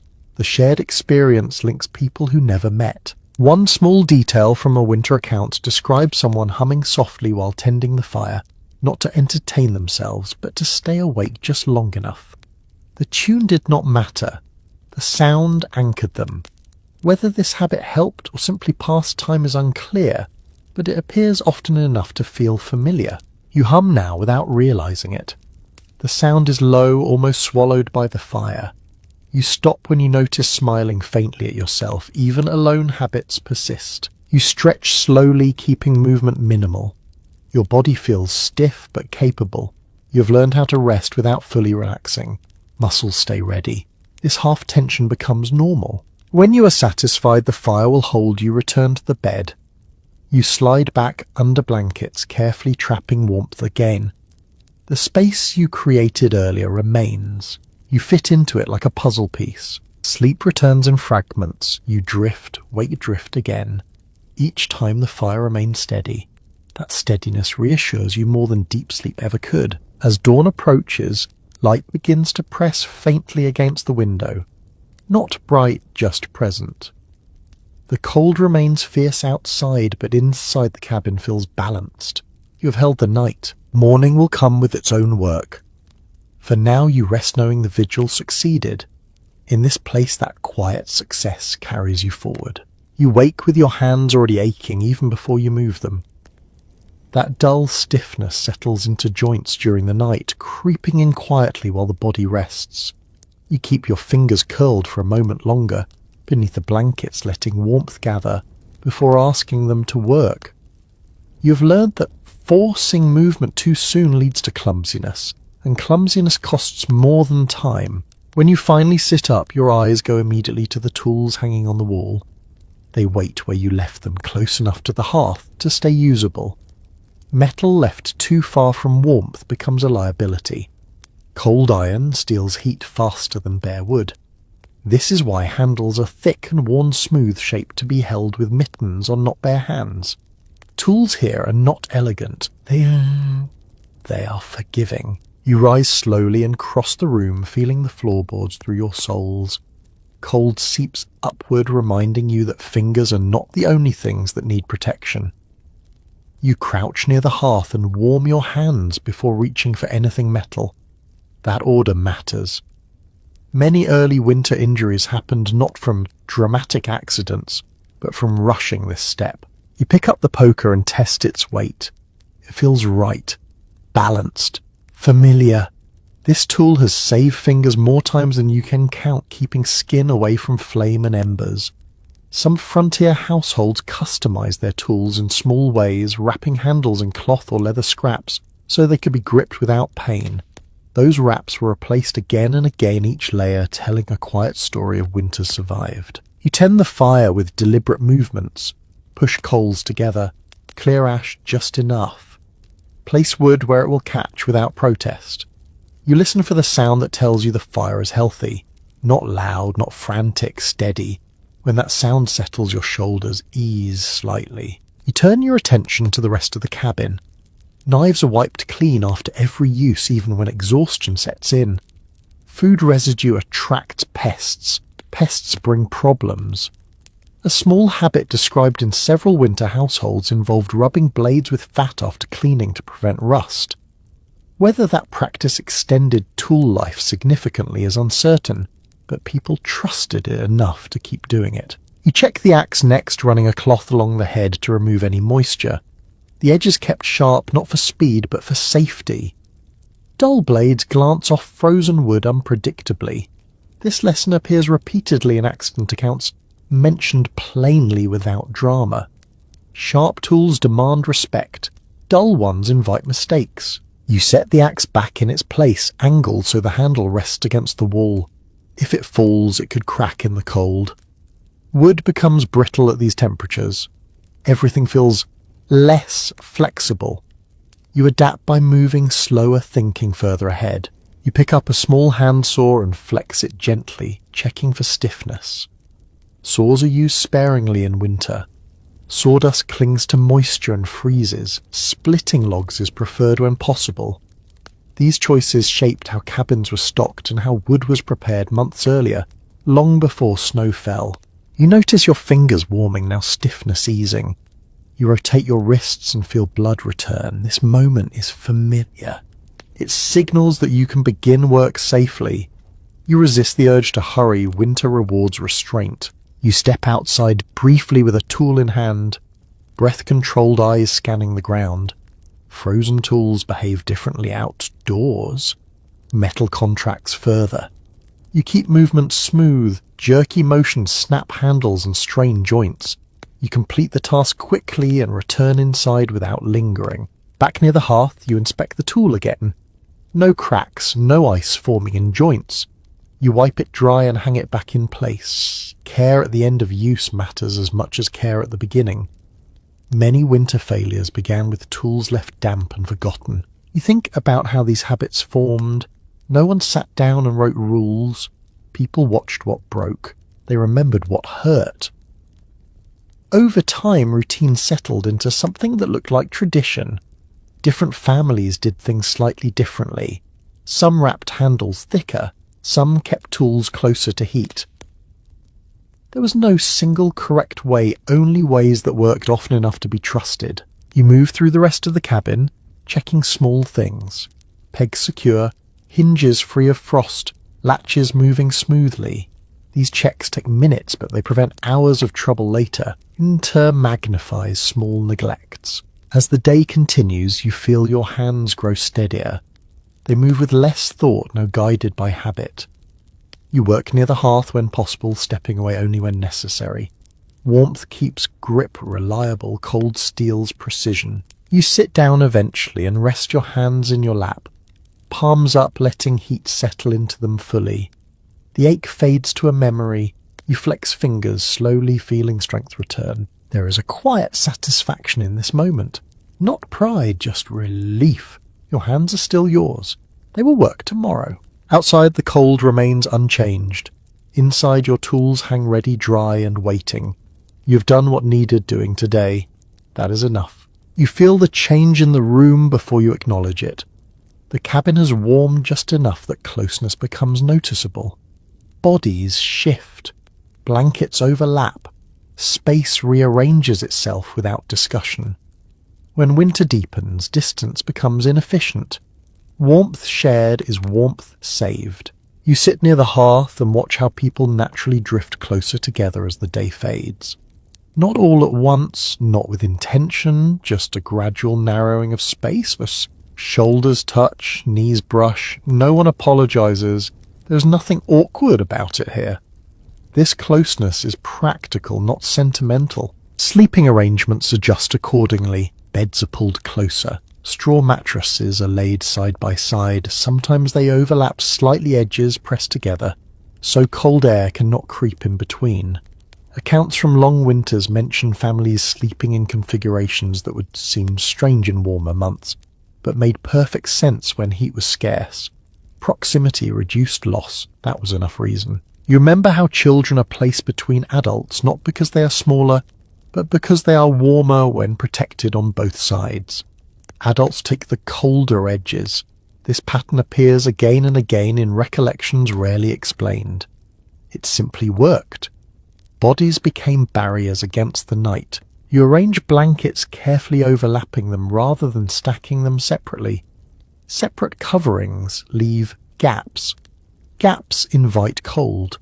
Overlap creates continuity. The fabric forms a shared envelope. Inside it, breath warms air gradually. This warmth belongs to everyone beneath. You lie down and feel another body close beside you. The warmth is immediate, subtle, but undeniable. Heat transfers without effort. Muscles relax slightly. Breathing slows. People learn to sleep lighter in these shared arrangements, waking easily if someone shifted too much or pulled a blanket away. Light sleep kept balance. Some winter letters describe how families developed unspoken rules about movement during the night. Turn slowly, adjust carefully, never yank. These habits prevented conflict and kept warmth where it was needed. Comfort depended on cooperation. You notice how the cabin sounds change when bodies gather. Breathing overlaps, the fire's crackle blends into the background. Even the creaking logs seem quieter, as if muffled by presence. The room feels fuller, steadier. Clothing changes at night too. Fewer layers, more shared warmth. Outer garments are removed to avoid stiffness and moisture buildup. Inner layers remain. Skin never meets cold air directly. This balance took time to learn. Early winters taught harsh lessons about sleeping in outdoor clothing that trapped sweat and froze. You think about modesty and how it shifts under pressure. Winter does not erase boundaries, but it softens them. Privacy becomes flexible, or survival reshapes priorities. People adapted without ceremony. What mattered was making it through the night intact. You remember a small note from a family journal describing how they marked sleeping places with knots and blankets so everyone knew where to settle in the dark. That detail seems trivial until you imagine fumbling at night with numb fingers trying not to disturb warmth. Such small systems prevented confusion. You adjust your position slightly, careful not to disturb the shared pocket of heat. Someone beside you exhales slowly. The sound feels reassuring, proof of life, proof of warmth continuing. Out each side, the cold presses harder as night deepens. Inside, bodies hold their own small climate. This contrast defines winter living. The world beyond the walls becomes irrelevant once the door is closed and latched. You wake briefly during the night and feel a hand resting against your arm. It is not intentional, just contact. You do not pull away. That warmth matters. You shift just enough to maintain balance and settle again. Shared sleep does not mean deep rest. It means managed rest. People wake often. Someone always wakes. That vigilance spreads responsibility. No one carries it alone. This shared awareness appears frequently in winter recollections, sometimes described as comfort, sometimes as exhaustion. Both can be true. You notice how the fire is banked lower tonight. With bodies clustered, less heat is needed. Wood lasts longer. This economy mattered. A single log saved at night could mean warmth weeks later. Families learn to calculate these savings instinctively. As morning approaches, you wake with stiffness but not cold. That difference feels significant. The shared warmth has done its work. You stretch slowly, careful not to wake others too abruptly. Morning will come soon enough. You rise and step away quietly, wrapping a blanket around your shoulders to preserve heat as you move. The space you leave cools almost immediately. That reminds you how fragile warmth is here. You tend the fire gently, adding wood while others sleep. Flame grows slowly. Heat spreads. When the room warms again, people stir. Shared sleep dissolves back into individual space without comment. You look around and see faces relax, colour return to cheeks. This sight reassures you more than any number on a thermometer ever could. The night has passed without harm. You realise there's something quietly important. Shared warmth is not just physical. It creates rhythm, it spreads responsibility, turns survival into something collective rather than solitary. As the day begins, you fold blankets and reset the room, preparing for the next cycle. Winter will demand closeness again tonight. You accept that easily now. The cabin feels steady. The cold waits outside. Inside, you have learned how to meet it together. You become aware of the air long before you think about breathing. It has a texture now, a weight that shifts depending on what the fire is doing and how many bodies are awake. You inhale slowly and notice the faint bite at the back of your throat. Not painful, just present. This is the balance you live inside. You sit up and watch how breath moves in the cabin. In the coldest hours, you can see it drift briefly before fading. As the fire strengthens, it disappears faster. That change tells you more than sight outside ever could. People here learn to read air the way others read clocks. You crack the door open slightly and feel the sharpness rush in. Fresh air cuts through the heaviness instantly. You close it again after a few breaths. The cabin responds slowly, warmth reclaiming space inch by inch. This exchange happens several times a day. It feels risky at first, letting cold in on purpose, but experience teaches restraint. Air that grows too stale steals energy quietly. Letters from long winters often mention headaches and dizziness without clear cause.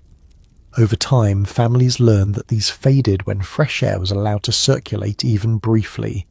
No one used scientific terms. They simply noticed patterns and adjusted habits. Different households found different rhythms that worked.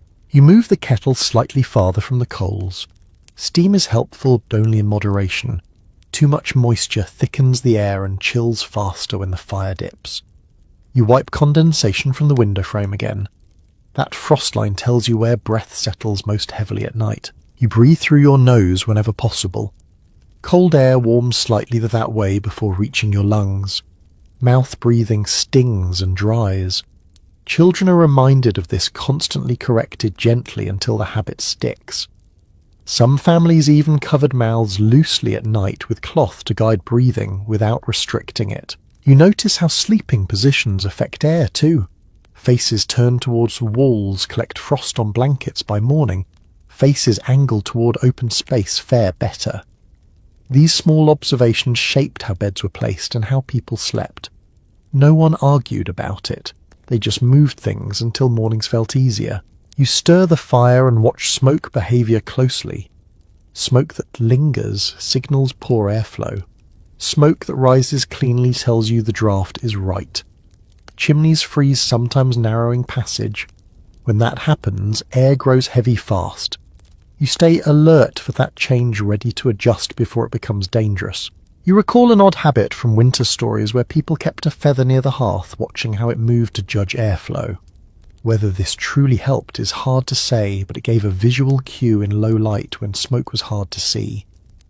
The habit persisted long enough to feel useful. As the day progresses, you feel breathing become easier.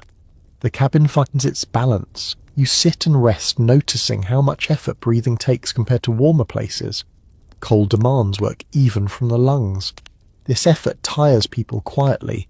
Regular pauses become necessary. You step outside briefly and breathe deeply. The cold air feels sharp but clean. You return inside after only a moment, letting warmth reclaim you. That contrast resets your awareness. Inside air feels heavier now, but manageable. Evening approaches and you plan for night. You bank the fire, carefully aiming for slow, steady burn. Airflow must be just right. Too much draft wastes heat. Too little smothers flame and thickens air. This balance becomes instinct over time. You lie down and notice how breathing changes under blankets. Warm air collects quickly. You shift slightly to avoid trapping moisture near your face. You learn to create a small opening without inviting chill. That position holds through the night. You wake briefly and feel the air has changed again. The fire has dipped. Breath feels cooler. You adjust the blanket and turn your face slightly. Small corrections prevent bigger problems later. Morning comes quietly. You sit up and breathe easily. No headache, no dizziness. The air has behaved. That success feels subtle but important. You stretch and move toward the hearth, knowing this cycle will repeat. Air will thicken, air will clear. You will guide it gently each time. In this place, breathing is not automatic. It is part of living well. And you have learned how to do it here. You wake, and for a moment you cannot tell whether it is night or morning. Darkness has weight here. It lingers. It settles into corners and refuses to lift just because the clock inside your body expects light. You lie still and listen. The fire speaks softly. Someone shifts in sleep. Nothing urgent calls you up. This is what the long dark does. It stretches time until it feels thick, almost physical. Days shrink. Nights expand. You stop measuring them in hours and start measuring them in tasks completed, fires tended, meals shared. The mind adapts, but not without effort. You sit up and notice how little light the window offers. A faint blue hint, not enough to brighten the room, only enough to confirm the world still exists outside. Winter journals often describe this colour pale and distant, as if daylight itself has thinned. You understand the description now. Light feels rationed. You move closer to the hearth and warm your hands, watching shadows slide across the walls. Firelight becomes the main storyteller in winter, shaping evenings and mornings alike. People learn to work by it, eat by it, rest by it. Candles were saved. Fire did the heavy lifting. You think about how darkness affects mood. Without clear beginnings and endings to days, emotions blur. Some mornings feel like evenings, some nights feel endless. Families responded by creating small anchors. Fixed meal times, fixed chores, fixed bedtime rituals. Not because they needed structure in theory, but because routine reminded them that time was still moving forward. You stir the fire and watch how flame brightens the room briefly before settling again. That brief flare feels encouraging. You take it as permission to begin the day, even if the light outside does not agree. Children wake slower now. You let them. Rushing in darkness disorients. You speak softly using names grounding them. Sound replaces light as guide, voices help locate the day. You prepare a simple morning routine that looks the same no matter how dark it is. Warm drink, small meal, layering clothes, checking the fire. This sameness calms the mind. It removes decisions that would otherwise feel heavier in the dark. There are moments when the darkness presses harder than cold ever does. Sitting alone near the hearth, watching the fire burn low, you feel how easy it would be to let thoughts spiral. Winter letters sometimes hint at this without naming it, mentioning restlessness, irritability, or the feeling of being watched by the night itself. Whether this came from isolation or simply fatigue is difficult to separate. You counter it by staying busy. Hands moving, fire tended, tools checked. Motion creates its own light. Even small tasks push darkness for you back a little. Outside, the sky remains dim, even when the day reaches its brightest point. You step out briefly and look up. The sun hangs low, more suggestion than presence. You do not linger. Cold and darkness together drain energy quickly. Back inside, you close the door and feel relief settle in your chest. The cabin feels warmer than before, though little has changed.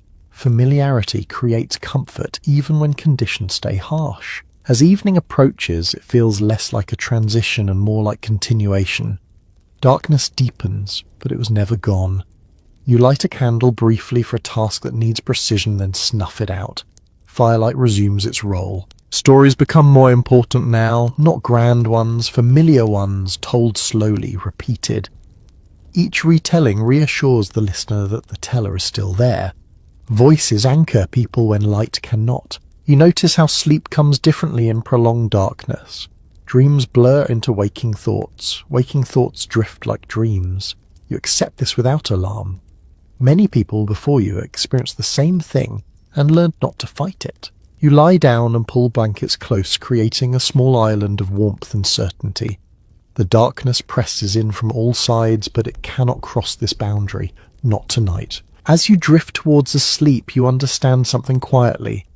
Winter is not just endured with fire and food. It is endured with patience, with routines that make time visible again, with small lights that remind you where you are. The fire settles. The cabin creaks softly.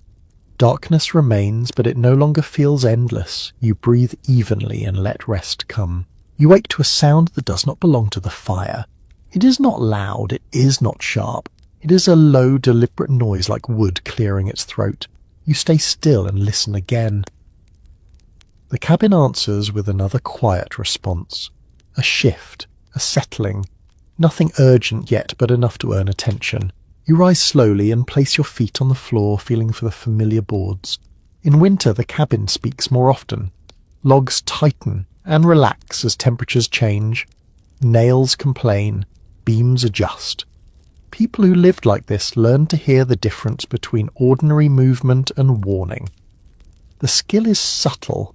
It takes time. You walk the perimeter of the room, hand brushing lightly along the walls. Touch confirms what ears suggest. The logs feel solid, cold at the edges, warmer, closer to the hearth. You pause near one corner where sound travelled oddly. You press your palm against the chinking and feel resistance. No give. That is good. Cabins built far from help were never meant to be silent. Silence would mean stiffness, and stiffness would mean fracture. The constant low conversation of wood adjusting to cold is what keeps everything intact. Old settlers sometimes wrote that a quiet cabin made them uneasy. They trusted noise more than stillness. You kneel near the hearth and look up at the beam above it. Heat dries wood unevenly. Cracks can appear, slowly hairline at first, then widening if ignored. You tilt your head and follow the line of the beam with your eyes. It holds. No new shadows, no sag. You let your shoulders ease slightly. You remember reading a winter note where someone described waking each night to count creaks, treating them like landmarks. The third creak meant the roof had settled. The fourth meant the fire needed attention. It sounds obsessive until you realise that these sounds were the only early warnings available. Once a beam failed, options vanished quickly. You step outside, briefly wrapped and alert, and look at the cabin from the cold side. Snow piles against the lower logs, insulating them while also hiding stress. You clear a small area near the foundation, listening as packed snow breaks away. The cabin responds with another low groan. You nod to yourself. It is adjusting, not breaking. Back inside, you add a log to the fire to encourage steady heat rather than sudden flare. Sudden changes strain wood. Slow warmth allows it to move without splitting. This preference for gradual heat appears quietly in winter routines passed down without explanation. People notice which cabins lasted. You sit and listen again. The sounds settle into a familiar rhythm. Pop from the fire, soft shift from the wall, the distant report of a tree adjusting outside. These noises overlap and soften each other. You learn to hear them as a whole rather than individually. As the day goes on, temperature shifts slightly. The sun moves behind clouds. Cold deepens again. The cabin responds. A new creak sounds near the doorframe. You walk over and test the latch. It moves smoothly. No binding. Binding would mean swelling or ice. You make a note to check it again later. You notice how smell changes when wood cracks. A faint sharpness enters the air resin exposed. It is subtle but present. You file that sensation away. Smell becomes another sense you rely on. Smoke smells different from sap. Damp wood smells different from dry. Your awareness expands to include all of it. Children learn this language too, though they do not name it. They pause when a sound repeats. They glance toward walls instinctively. They ask fewer questions than you expect. The cabin teaches quietly. You sit near the hearth and feel warmth steady the room. The fire acts like a mediator, easing tension between cold outside and structure inside. Too little heat and wood stiffens.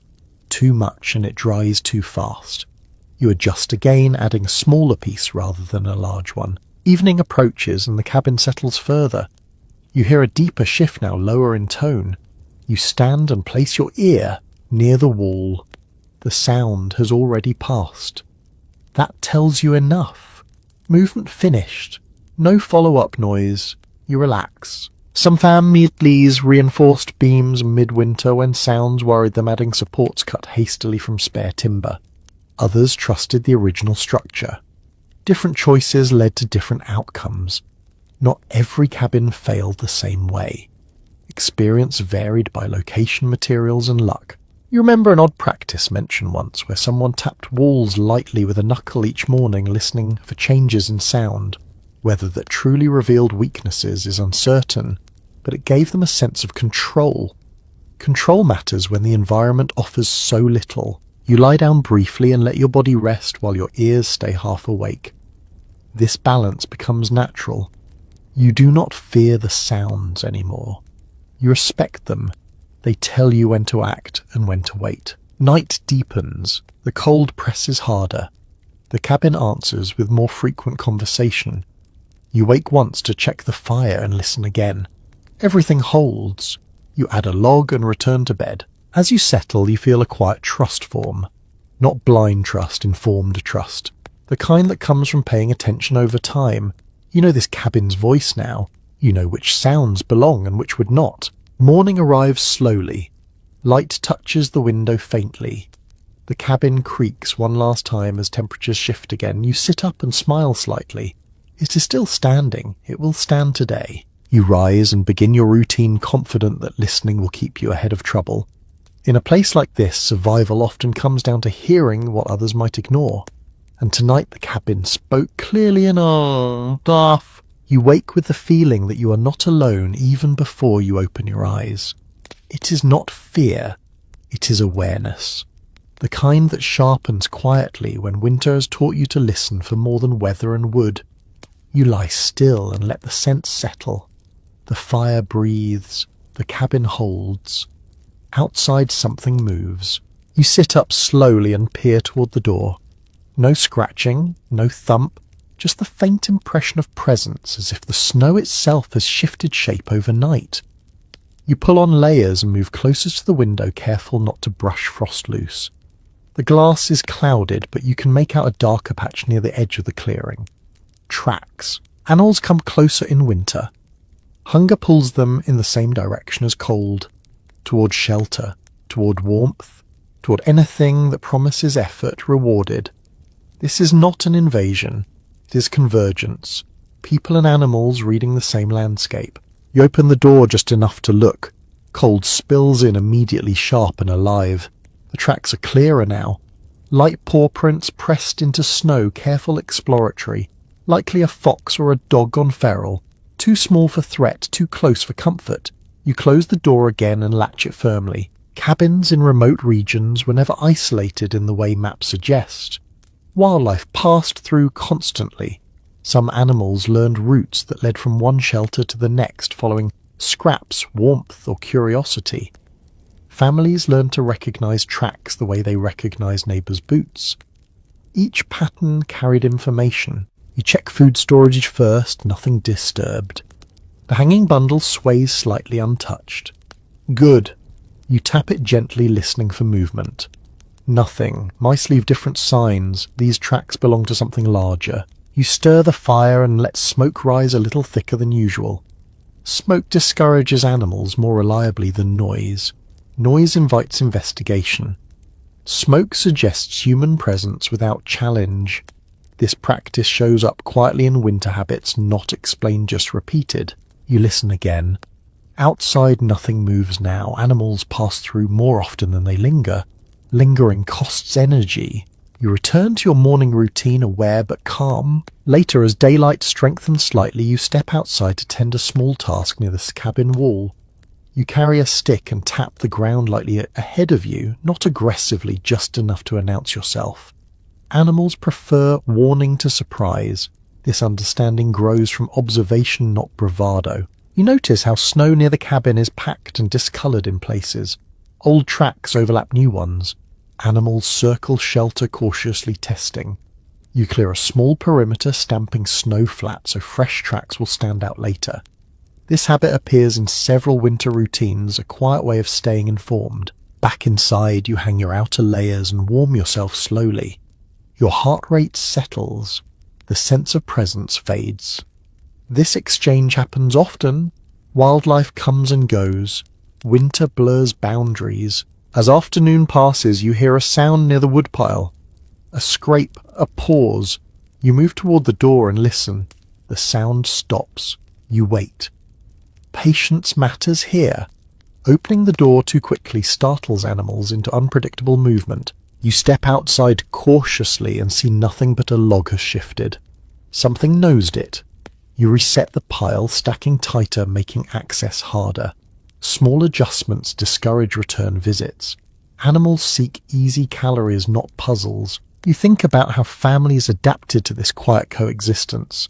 Traps were set when necessary. Food was protected.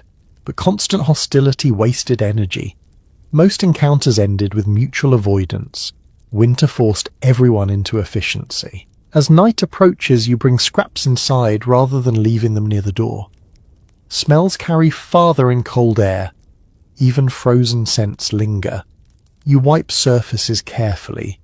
Attention to these details reduces nighttime disturbances. You sit near the fire and listen again. The cabin feels steady. No movement outside. The silence feels different now, less empty, more settled. You lie down and pull blankets close. Outside, the animals move on, following their own paths through the snow. Inside you rest knowing you share this land even now. In the deepest cold, survival is rarely solitary. It is negotiated moment by moment with everything else that lives. Tonight, that negotiation holds. You wake to the feeling that something is wrong though nothing hurts. The fire still glows, the cabin still stands, and yet your body feels heavier than it should, as if moving would take more effort than usual. You sit up slowly and test your balance. The room tilts for a moment, then steadies. That pause tells you enough. Illness in winter does not arrive dramatically. It slips in quietly disguised as fatigue or chill or a vague sense of being out of step with the day. You press your palm against your forehead, then your chest. Warm enough, breathing steady, no sharp pain. Still something lingers. You do not ignore it. People who live through winters like this learn to pay attention to small changes. Waiting for symptoms to become obvious often meant waiting too long. You adjust your plans immediately, easing the pace of the morning. Fire first, warm drink second, movement later. You bring the kettle closer and wait for water to heat. Steam rises gently. You breathe it in without thinking. The warmth eases tightness behind your eyes. You sit and let it work. Rest becomes treatment here. There are no doctors nearby. There is only observation. You notice how the children move more slowly today as well. One cough dry and brief. Another clears their throat and goes quiet again. You exchange a look with the other adults. No alarm, just awareness. You keep them closer to the hearth, assign quieter tasks. Sorting, folding, sitting. Winter sickness spreads differently. People live close together. Air is shared. Warmth is shared. That closeness keeps bodies alive, but it also passes illness easily. Families learn to respond not by isolating completely, which was often impossible, but by adjusting routines. Less strain, more warmth, longer rest. You prepare simple food that goes down easily. Broth again, soft bread, nothing heavy. You notice how smell alone seems to help lifting the room slightly. Appetite returns slowly. You encourage eating but gently. Forcing food helps no one. You check bedding, gain feeling for dampness. Illness thrives where moisture lingers. You dry blankets carefully one at a time, rotating them near the fire. The cabin fills with warmth and quiet movement. Everyone understands the change in rhythm. There is an old habit you remember passed down, without explanation, of warming stones near the hearth and wrapping them in cloth to place near aching joints or feet. You do it now without questioning whether it truly helps. The warmth soothes. That is enough. Outside you hear wind move through trees. Inside you keep voices low. Loud sound tires the body faster when strength dips. You notice how the cabin feels different today. Less active, more contained. Winter teaches flexibility in these moments. You stay alert for changes. Fever, shallow breath, confusion. None appear. That steadiness feels like relief. Many winter illnesses pass this way, never becoming severe, simply moving through slowly. Others did not. Outcomes varied widely, even among families who did everything right. This uncertainty shaped caution more than fear. You think about remedies people relied on. Herbal teas made from dried plants saved from summer. Poultices applied with hope as much as knowledge. Some helped, some did nothing. Still, the act of tending mattered. Care itself became medicine. As the day moves on, energy returns in small increments. Someone laughs softly at a shared memory. The sound feels fragile but welcome. You allow it. Spirits matter. Laughter warms more than fire sometimes. By evening the heaviness has eased. Not gone, but lighter. You bank the fire and prepare for night with extra care. Illness makes nights harder. You ensure warmth will last. You arrange sleeping places so those feeling weakest lie closest to heat. You lie down and listen to breathing around you. Steady, present. You match your own breath to that rhythm and let your body rest deeply. Winter sickness is not always a battle. Often it is a negotiation. You slow down, it eases up. You pay attention, it passes. As sleep comes, you feel gratitude for small things, warmth held, illness contained. Another day survived quietly. You wake up feeling clearer than yesterday, but not careless. The heaviness has retreated just enough to remind you that strength returns slowly here. You sit up and let the cabin come into focus. Fire low but steady. Air dry enough. Breathing easy. These small confirmations shape your mood more than any thought of optimism ever could. Mental survival becomes its own kind of work as winter stretches on. The body adapts first, the mind follows more slowly. You notice how thoughts circle familiar paths if you let them. Worry about supplies, worry about weather, worry about time itself. Left unchecked, those loops tighten. You counter them with routine, the same small actions in the same order each morning. Fire, water, food, light tasks, these steps ground you. They remind your mind that the day has shape even if the outside world looks the same as yesterday. You give yourself permission to move slowly. Productivity here is not measured by output, but by steadiness. Some days the greatest success is doing nothing that makes tomorrow harder. You remind yourself of this without ceremony. You notice how conversations change in long winters. Words become fewer, more deliberate. Silence stretches comfortably when everyone understands its purpose. Talking fills space, but it also drains energy. You learn when to speak and when to let quiet do its work. There is a habit you fall into without realizing it. Counting small victories. The fire held all night. No dampness this morning. Everyone ate. These are not celebrations, they are markers. Evidence that the system is still working. You keep your hands busy. Mending fabric, sharpening a blade just a little, rearranging supplies so they feel orderly. Order calms the mind. It gives the illusion of control, which in winter can be as valuable as control itself. You notice how people respond differently to the same conditions. One person grows restless, pacing near the door. Another withdraws content to sit and watch the fire. Neither reaction is wrong. You adjust expectations accordingly. Winter does not reward forcing sameness. You offer small choices where you can. Which task to do first, where to sit, when to rest. Choice restores agency. It reminds the mind that it still participates, not merely endures. You think about the stories told in this place, not dramatic ones, familiar ones. The same few retold with slight variations. Each retelling reinforces memory and identity. These stories anchor people to a version of themselves that existed before the cold narrowed life's options. You notice how humour works differently now. Quieter, drier. A glance, a shared look. A small comment that releases tension without inviting noise. Laughter here is brief but potent. It reminds everyone that they are still themselves beneath the layers. You step outside briefly to reset your senses. The cold hits cleanly. Your breath sharpens. You look at the horizon unchanged and vast. This contrast helps. It frames the cabin as refuge rather than confinement. You return inside feeling steadier. You keep an eye on the children, not for illness now, but for mood. Winter weighs on them differently. Energy dips, patience thins. You respond with tasks that feel purposeful but gentle. Sorting, counting, watching water heat. Evolvement prevents withdrawal. You notice how evenings feel longer now, not because of darkness alone, but because anticipation fades. In warmer times, evenings promise something new. Here they promise repetition. You learn to find comfort in that repetition instead of fighting it. You slow the fire intentionally as night approaches, not to save wood, but to signal rest. Fire becomes quieter. Voices follow.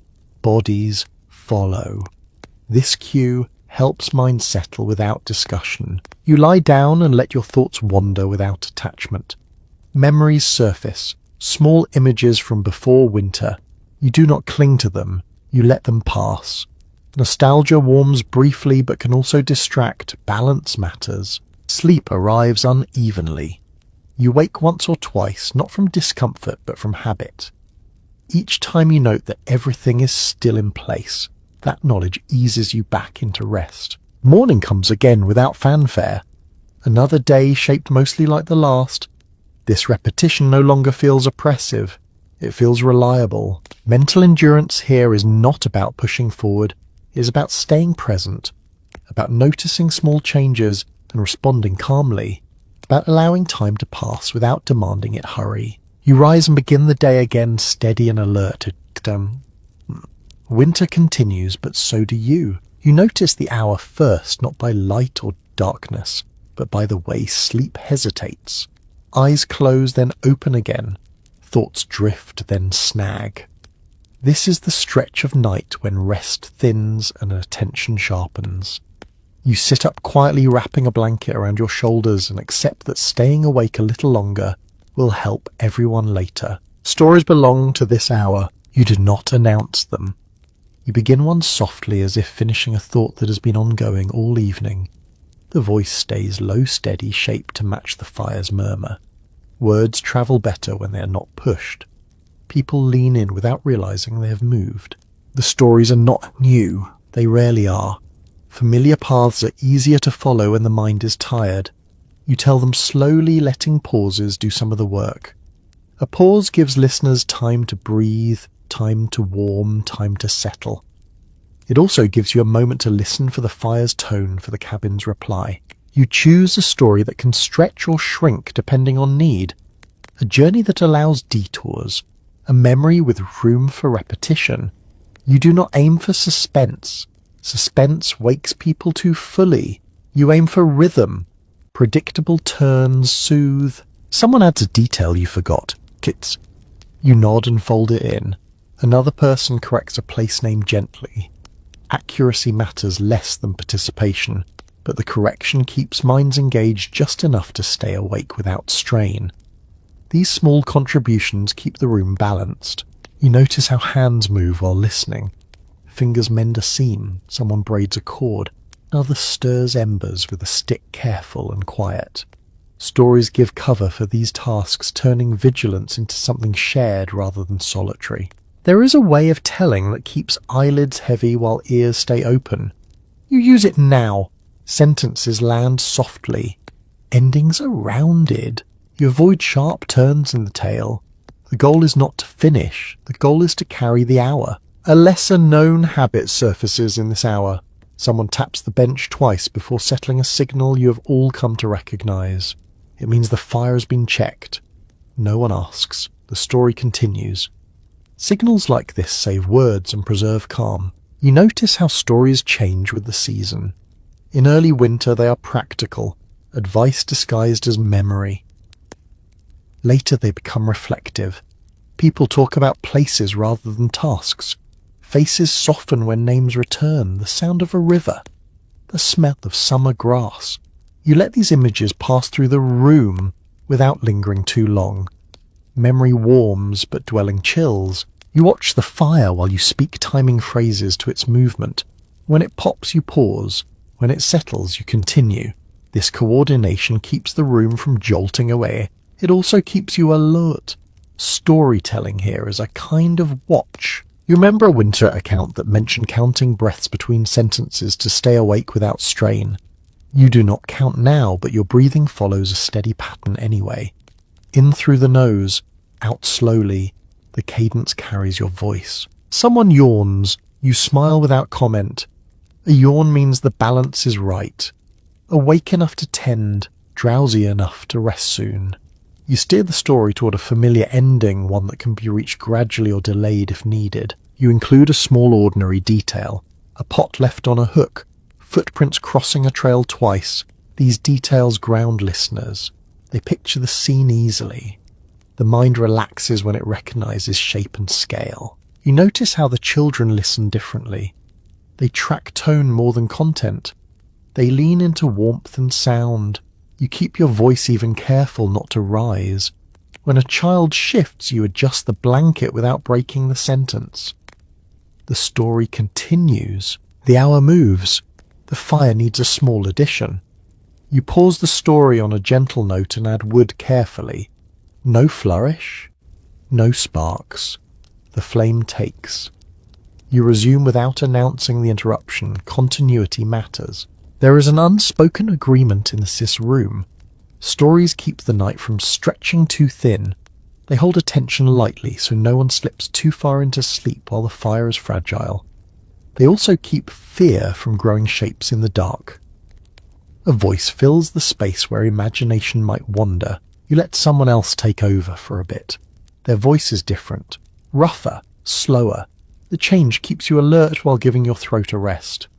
You listen now, tracking the fire and the room while the words flow past. Shared watchfulness feels lighter. A small laugh slips out at a familiar line. It is brief and quiet, enough to release tension, not enough to wake anyone fully. You nod to the teller, encouraging the pace to stay even. You notice how time passes without notice during these stories. That is their work. They do not measure time, they dissolve it. When the fire settles into a deep, reliable glow, you feel the shift in your body before you name it. You signal gently, a hand on the bench, a pause held a little longer. The story winds down naturally like a path returning home. No one objects, no one asks for more. The room is ready. You check the fire once more. The sound is right. The glow is steady. You bank it with care. Ash settles, heat holds. You look around and see eyelids closed, shoulders slackened, breathing deepened. You lie down and pull the blanket close. The last words of the story echo faintly, then fade. Silence returns, not empty but content. In this place, stories are not entertainment. They are tools. They keep hands steady, minds calm, and nights intact. Tonight they have done their work. You let sleep take you, knowing the fire will hold long enough. You notice the work that never announces itself. It happens before the fire is stirred and after everyone else is settled. It happens while others speak and while others sleep. It leaves no single moment to point at and say this is when it was done. And yet without it, the cabin would begin to fail in quiet ways. You watch hands move without pause. Not hurried, not dramatic, just steady. Cloth is folded and refolded, always shaken first to release cold air trapped inside. Seams are checked by touch rather than sight fingers lingering where fabric thins. A loose thread is pulled well and tucked away for later. Nothing is wasted. Nothing is rushed. You realize how much planning happens without discussion. Meals appear at the right moments, not because someone asked, but because the timing has been learned. Warm food arrives before exhaustion turns into weakness. A small portion is saved without comment for later, when someone wakes cold in the night. These choices are made quietly based on observation rather than instruction. Water is managed constantly. Snow is melted in stages, never all at once. Too much steam makes the air heavy, too little leaves no reserve. Containers are rotated so none freeze solid. You see how lids are loosened just enough to prevent cracking, how vessels are moved closer or farther from the hearth as if by instinct. This choreography keeps the cabin breathing. Clothing care never truly stops, while others' rest garments are turned, brushed, warmed and repositioned. Damp cuffs are dried before they chill wrists later. Socks are aired even if they look fine. The difference between fine and safe is learned through experience. You understand now how easily small neglect becomes a long night of discomfort. You notice how children are watched from the edges rather than the centre. Someone is always aware of where they are, what they are touching, how close they sit to the fire. Corrections are gentle. A hand moves a sleeve back from flame. A blanket is pulled up without waking. Guidance happens without drawing attention. Food stores are checked by feel and smell more than sight. A bag is lifted and weighed in the hand. A knot is retied slightly tighter. A scrap is set aside for soup rather than left to harden. These decisions do not look important on their own. Together they decide whether supplies last. You realize how much knowledge lives in repetition. The same motions performed daily teach the body what the mind might forget. There is no written list, no spoken reminder. The work teaches itself through doing. Over time these motions become as automatic as breathing. You watch as a small tear is repaired with thread that does not quite match. Matching does not matter. Strength does. The needle moves slowly, deliberately, guided by fingers that know fabric by resistance alone. When the repair is finished, the garment is folded and placed where warmth will finish the job. Nothing is announced, the work simply moves on. You think about how rarely this labour is described in dramatic accounts. Stories often focus on storm-survived journeys made dangers faced outside. Inside work fades into the background even though it never stops. The cabin does not collapse because someone faced the cold bravely. It holds because someone noticed a seam before it split. There is care in how people are woken and how they are allowed to sleep. Someone who needs rest is shielded from unnecessary tasks. Someone restless is given something simple to do.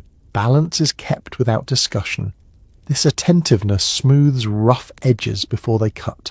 You notice how hands pause, occasionally resting near the hearth. Not from laziness, but from awareness. Overworked hands become clumsy. Clumsy hands drop kettles, spill water, tear fabric. Rest is folded into labour without apology. As evening approaches, the room is quietly reset. Bedding is fluffed and aired. Sleeping places are adjusted based on who needs warmth most tonight. No one announces these changes. They are simply there when needed. Blankets appear where they should be. You feel how this work shapes the atmosphere. The cabin feels held together, not just by logs and fire, but by attention. By someone noticing before things become problems. By someone choosing prevention over repair whenever possible. You understand now that survival here is not only about endurance, it is about maintenance. About countless small acts that keep systems from failing. About hands that never quite stop moving even when the rest of the body is tired. When night settles in, this work continues in quieter form. A final check of the fire, a final sweep of the floor, a final adjustment of blankets. These actions close the day gently, like turning down a lamp rather than extinguishing it. You lie down and feel the result of this unseen labour around you. Warmth held where it should be, air balanced, clothing ready for morning, the cabin feels prepared. You realise something that had not been obvious before. The hardest work here is not hauling wood or facing storms. It is sustaining the ordinary. Doing the same careful things every day without recognition, because stopping would unravel everything. As sleep comes, you rest inside that quiet competence. The work has been done not once, but continuously, and because of it, the night feels manageable. You notice how the door changes meaning once winter settles in. Inside it is protection, outside it is obligation. Stepping through it is never casual now. Every trip beyond the threshold carries weight, not because danger is constant, but because it is always possible. You pull on layers, deliberately checking each one by touch rather than sight. Gloves fit snugly, laces are tied with care. Nothing is rushed. Those who worked outside in deep cold learned that preparation mattered more than strength. A poorly tied boot could numb a foot in minutes. A loose scarf could freeze stiff against skin. You pause before opening the door, listening. Wind tells you what kind of cold waits. Still air feels heavier, more dangerous. Moving air bites sharply but announces itself. You choose your moment and step out, closing the door behind you with finality. Outside, the cold grips instantly. It feels solid, pressing against face and chest. You keep your breathing measured. Fast breaths burn. Slow ones warm slightly before reaching the lungs. You move with purpose, not speed. Speed invites sweat. Sweat invites trouble. Work beyond the cabin is rarely dramatic. It is brief, necessary, and calculated. Checking the woodpile, clearing snow from the roof edge, resetting a trap. Each task is chosen carefully, weighed against the cost of exposure. People who survived long winters learn to combine tasks whenever possible. One trip out, multiple purposes, no wasted movement. You feel how tools behave differently out here. Metal bites through gloves if you hold it too long. Wood handles feel safer, warmer. You switch hands, often keeping blood moving. Fingers are watched constantly. Colour matters, sensation matters. Numbness arrives quietly and lies convincingly. You think about how many accidents happen just steps from the door. Slips on packed snow, a dropped tool, a glove blown away by the wind. These were not heroic moments. They were ordinary mistakes made costly by temperature. Caution becomes habit because consequences are immediate. You glance back at the cabin, often not out of fear but orientation. White landscapes flatten distance. Familiar landmarks disappear under snow. The cabin's shape anchors you, keeps you from drifting mentally as well as physically. There is a quiet tension in these moments. Not panic, awareness. You know that time outside is limited. You feel it in your face, in your fingers, in the way your breath crystallizes instantly. You finish the task and turn back without lingering. Inside, the door closes and relief arrives in stages. First the absence of wind, then the smell of smoke, then warmth returning slowly to skin. You do not rush the thaw. Hands are warmed gradually. Sudden heat hurts and can cause damage of its own. You sit near the hearth and wait until tingling fades. Others watch you return without comment. A glance exchanged, a nod. These small acknowledgements replace conversation. Everyone understands what it costs to step outside. No praise is needed. You think about how responsibility shapes risk. Certain tasks fall consistently to those best able to handle exposure, not because of tradition alone, but because bodies differ. Height, strength, tolerance, experience, families adjusted roles quietly based on outcomes rather than ideals. There is an old habit you recall where people mark the time of outdoor work by the number of breaths they took rather than minutes. 10 breaths to the fieldwood pile, 20 to clear snow. Whether accurate or not, it kept attention focused. Counting breaths keeps panic away. You check your clothing for moisture and hang it carefully. Steam rises and fades. You rotate gloves near the hearth, pressing them gently to release dampness. Wet gloves are useless tomorrow. As the day progresses, more trips outside may be needed. Each one is planned. Each one is brief. No one goes out just to move. Movement must justify itself. You notice how fatigue sets in differently after outdoor work. Not sharp exhaustion, but a deep heaviness that settles into muscles and bones. Cold drains energy even when tasks are short. Rest becomes part of the work cycle.